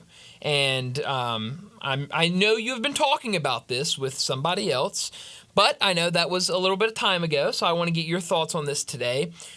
Over, under 2.5 quarterbacks taken in the first round.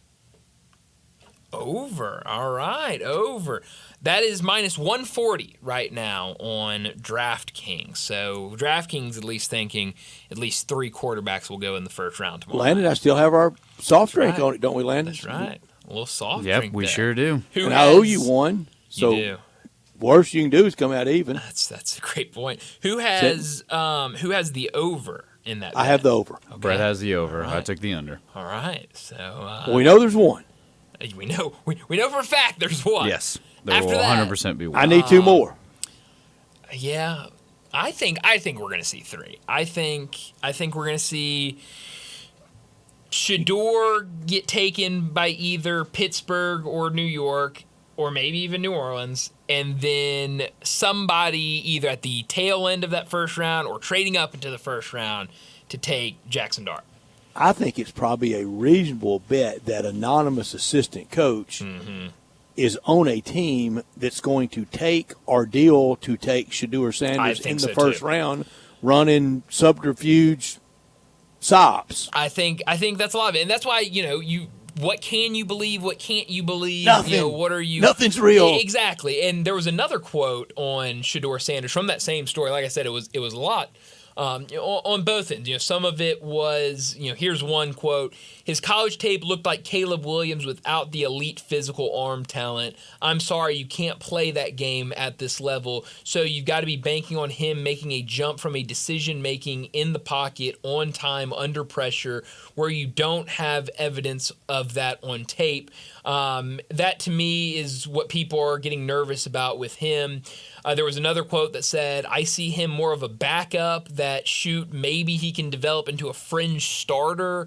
I think some of these quotes, whichever one you want to take, I think some of these quotes are one of those teams that would love to have a quarterback. Pittsburgh, who's way down there at 21, saying, hey, let's throw this out there and maybe scare some teams off where he just falls into our lap at 21. I think a lot of people are scared of somebody being Kenny Pickett. Oh, absolutely. And in that same draft, remember, that was the draft that Malik Willis and Matt Corral that they were in. And I'm hearing some kind of this chatter of kind of the Ole Miss system. That's all it is. And people are scared of Jackson Dart maybe being Matt Corral. Well, here's what I would hope for Jackson Dart in comparison to Matt Corral. In about the first snap of preseason, have your foot stepped on by a 300-pound offensive lineman, and it crushed your foot.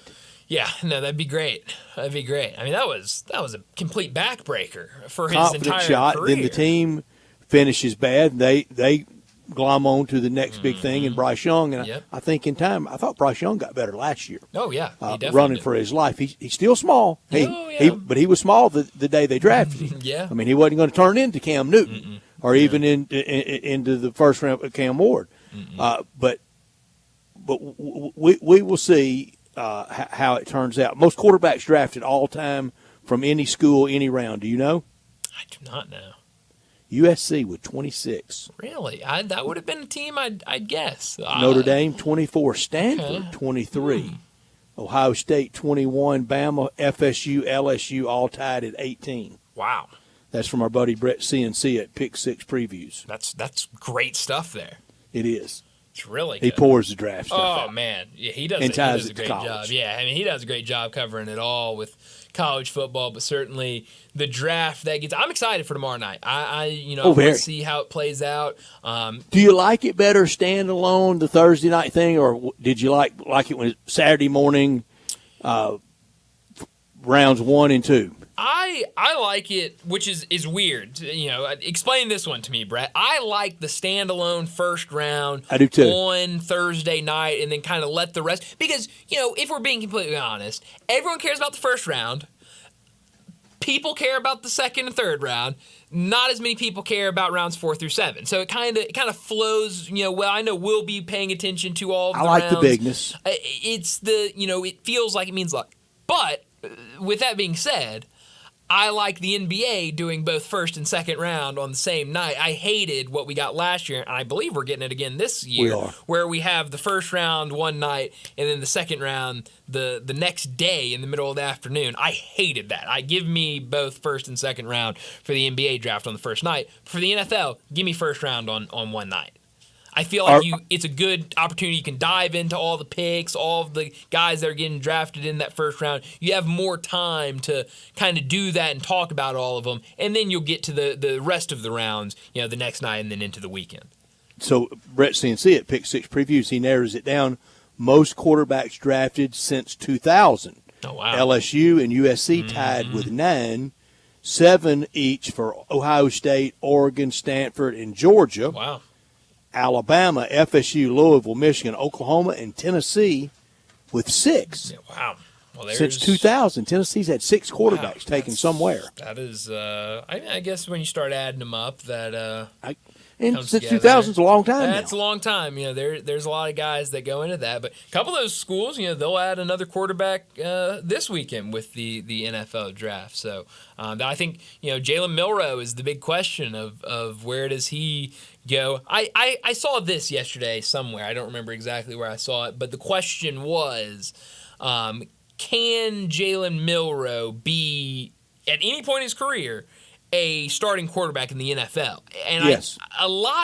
And I agree with you. I think yes is the answer, but it goes back to something you said yesterday, Brett, of the job Kalen DeBoer and his staff did with Jalen Milroe. I mean, going into last season, in the offseason, in the summer, we were talking about Jalen Milroe as being a Heisman Trophy candidate, and now we're asking questions of can he be even a starting quarterback at the next level? After the Georgia game in season, we had his first name on the trophy. That's right. That's right. And, how far it is, things have changed on him. Happened.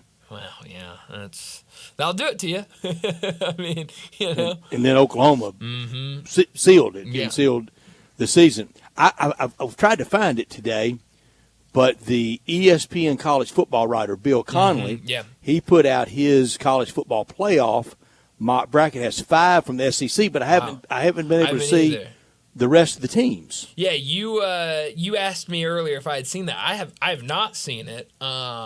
I'm sure it's behind the paywall. I'm sure it is, which it fits me. I mean, I have the paywall, so I mean, I could easily find it, but I have not been able to find it or see it. So, but yeah, I mean, I feel like that was all the talk last year is how many SEC teams are you going to get in? I think that's going to be the talk again this year is how many SEC teams I think every April and every SEC media days and every August, it's always going to be about one more than in reality. Oh, yeah. I mean, that's a lot of the times when you make predictions. I mean, sure. I mean, that happens. It's a lot of repeat of us in the SEC. How many teams can you get in, and trying to stash them all in? 12. It feels like. Yeah, exactly. Yeah.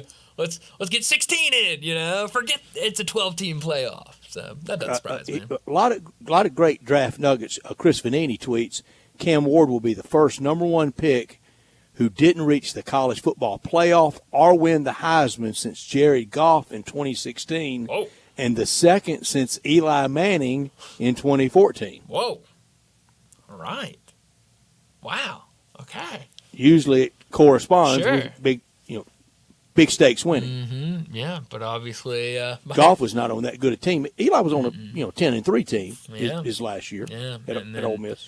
Cam Ward unfortunately was on Miami, and no expectations for them. You can never. There are always expectations, but you just know with Miami that they're just rarely going to live up to those expectations. And mostly overdone most of this century. Oh, absolutely. Absolutely. Since that great 01 team. They maybe the greatest college team ever. We talk about, Texas A&M over these last 6 or 7 years, it feels like, every year we're going, all right, they're going undefeated. This is the year. Miami's the exact same. Every year you come into it, they're in the preseason top 25s. There's so much buzz around them, and then the games start, and they just, don't know how to figure it out. So the difference is a very full trophy case and a very barren one. That's right. Yeah. No, that is exactly right. So good for Cam Ward. He'll that's all we know about tomorrow night is he'll get his name called first. Alabama's in that list from Bill Connolly of the 5, and okay. a lot of people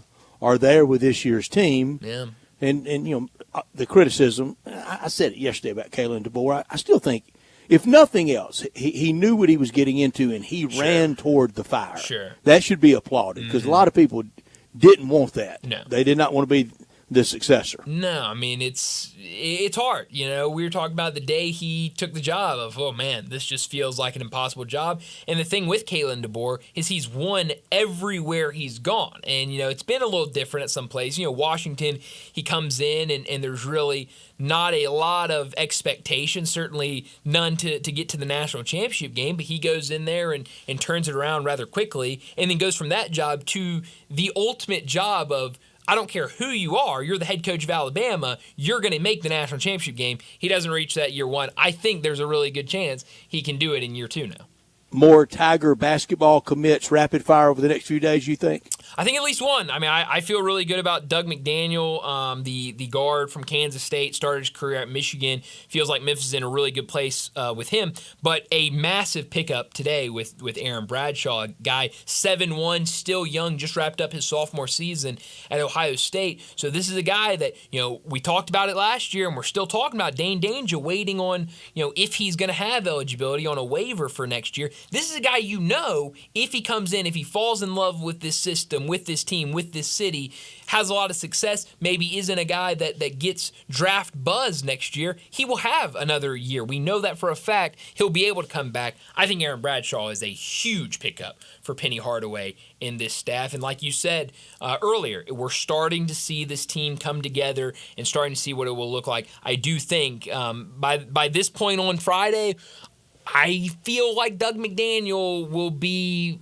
already announced committed or very close to committed. Bradshaw, legitimate 7-footer? That's what it sounds like. I haven't seen him in person, but everything I see says 7'1", so it feels like a legitimate, 6'11", 7 foot.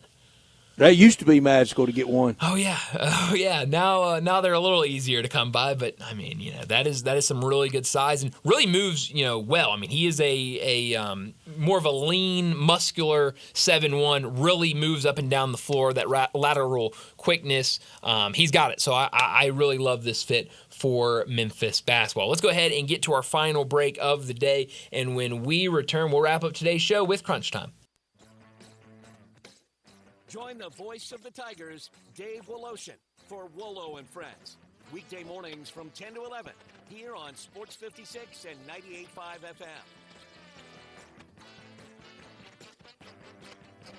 What happens to former real estate agents when they want to sell their homes? This is Sheldon Rosenberg, Ashley Sheldon, with Mark's Mansfield Realtors. I am so proud and feel so honored that former real estate agents contact me when they want to sell their homes. They know that I've been in the business for quite a while, have a great deal of experience, and know that I am good at marketing. Not merely putting a sign in the yard and looking at sales. Over the years, I have developed a highly successful strategic marketing program that can mean the difference in what you make and when. Talk to 2 to 3 real estate brokers, but make sure that I am one of them. So if you or somebody you know is thinking about selling a home, remember what other real estate agents have been in business doing. Then call me, Sheldon Rosenberg, at 483-0546, or email me at memphisrelocate.com. I will wait to hear from you to take advantage of this good market. That's 483-0546 or memphisrelocate.com. Thank you. Spring is here, and it's the perfect time to give your home a little love with Choate's $93 spring deals. Got a slow or smelly drain? We'll clear it for just $93 or it's free if we can't. Also, your home's electrical system is working 24/7 behind the walls, and an inspection from Choate's can help catch hidden dangers before they become big problems. We're talking about outdated or overloaded panels, loose wiring that can spark fires, improper grounding or GFCI protection, breaker issues, flickering lights, and more. Our licensed electricians will perform a full home safety check, identify risks, and give you a plan to keep your family safe and your power running strong. All for just $93. Call 347-8086 or visit ChoatesHVAC.com to book your appointment today. Choates Air Conditioning, Heating, Plumbing, and Electrical. Let our family serve your family.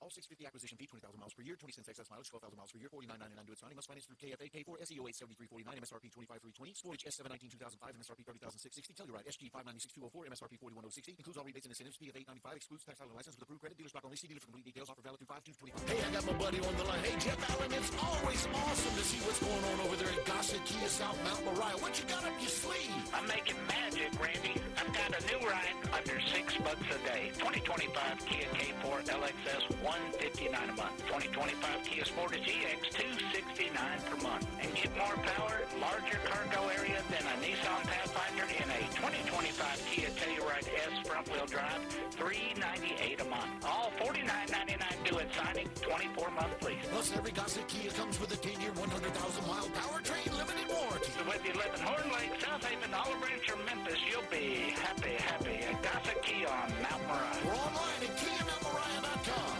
Everyone needs protection, whether you're on the field or on the road, so make sure you have the best. Bob Simpson State Farm Insurance can buckle you up with auto insurance, can back you up with life and health insurance, cover your business whether it's starting, growing, or maturing, and don't forget to insure your home, no matter if you're an owner or a renter. Like a good neighbor, State Farm is there. Call Bob Simpson today at 901-381-1233 or go online and get a free quote at bobsimpson.org. Stay protected with your good neighbor, Bob Simpson. The Grizzlies are in the playoffs, and that's big news for Sports 56 listeners. Sports 56 convenient FM will be giving away $98.50 a day for as long as the Grizzlies stay alive. That's right. Each weekday, one of our shows will be putting cash in someone's pocket. More Grizzlies wins means more cash.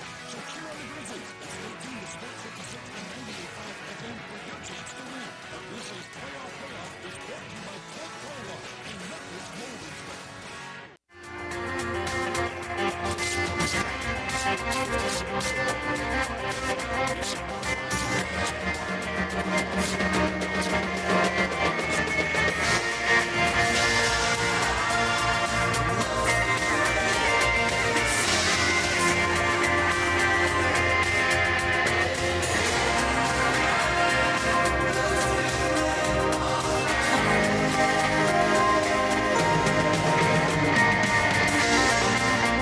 Pretty cool, and we're just getting started, so.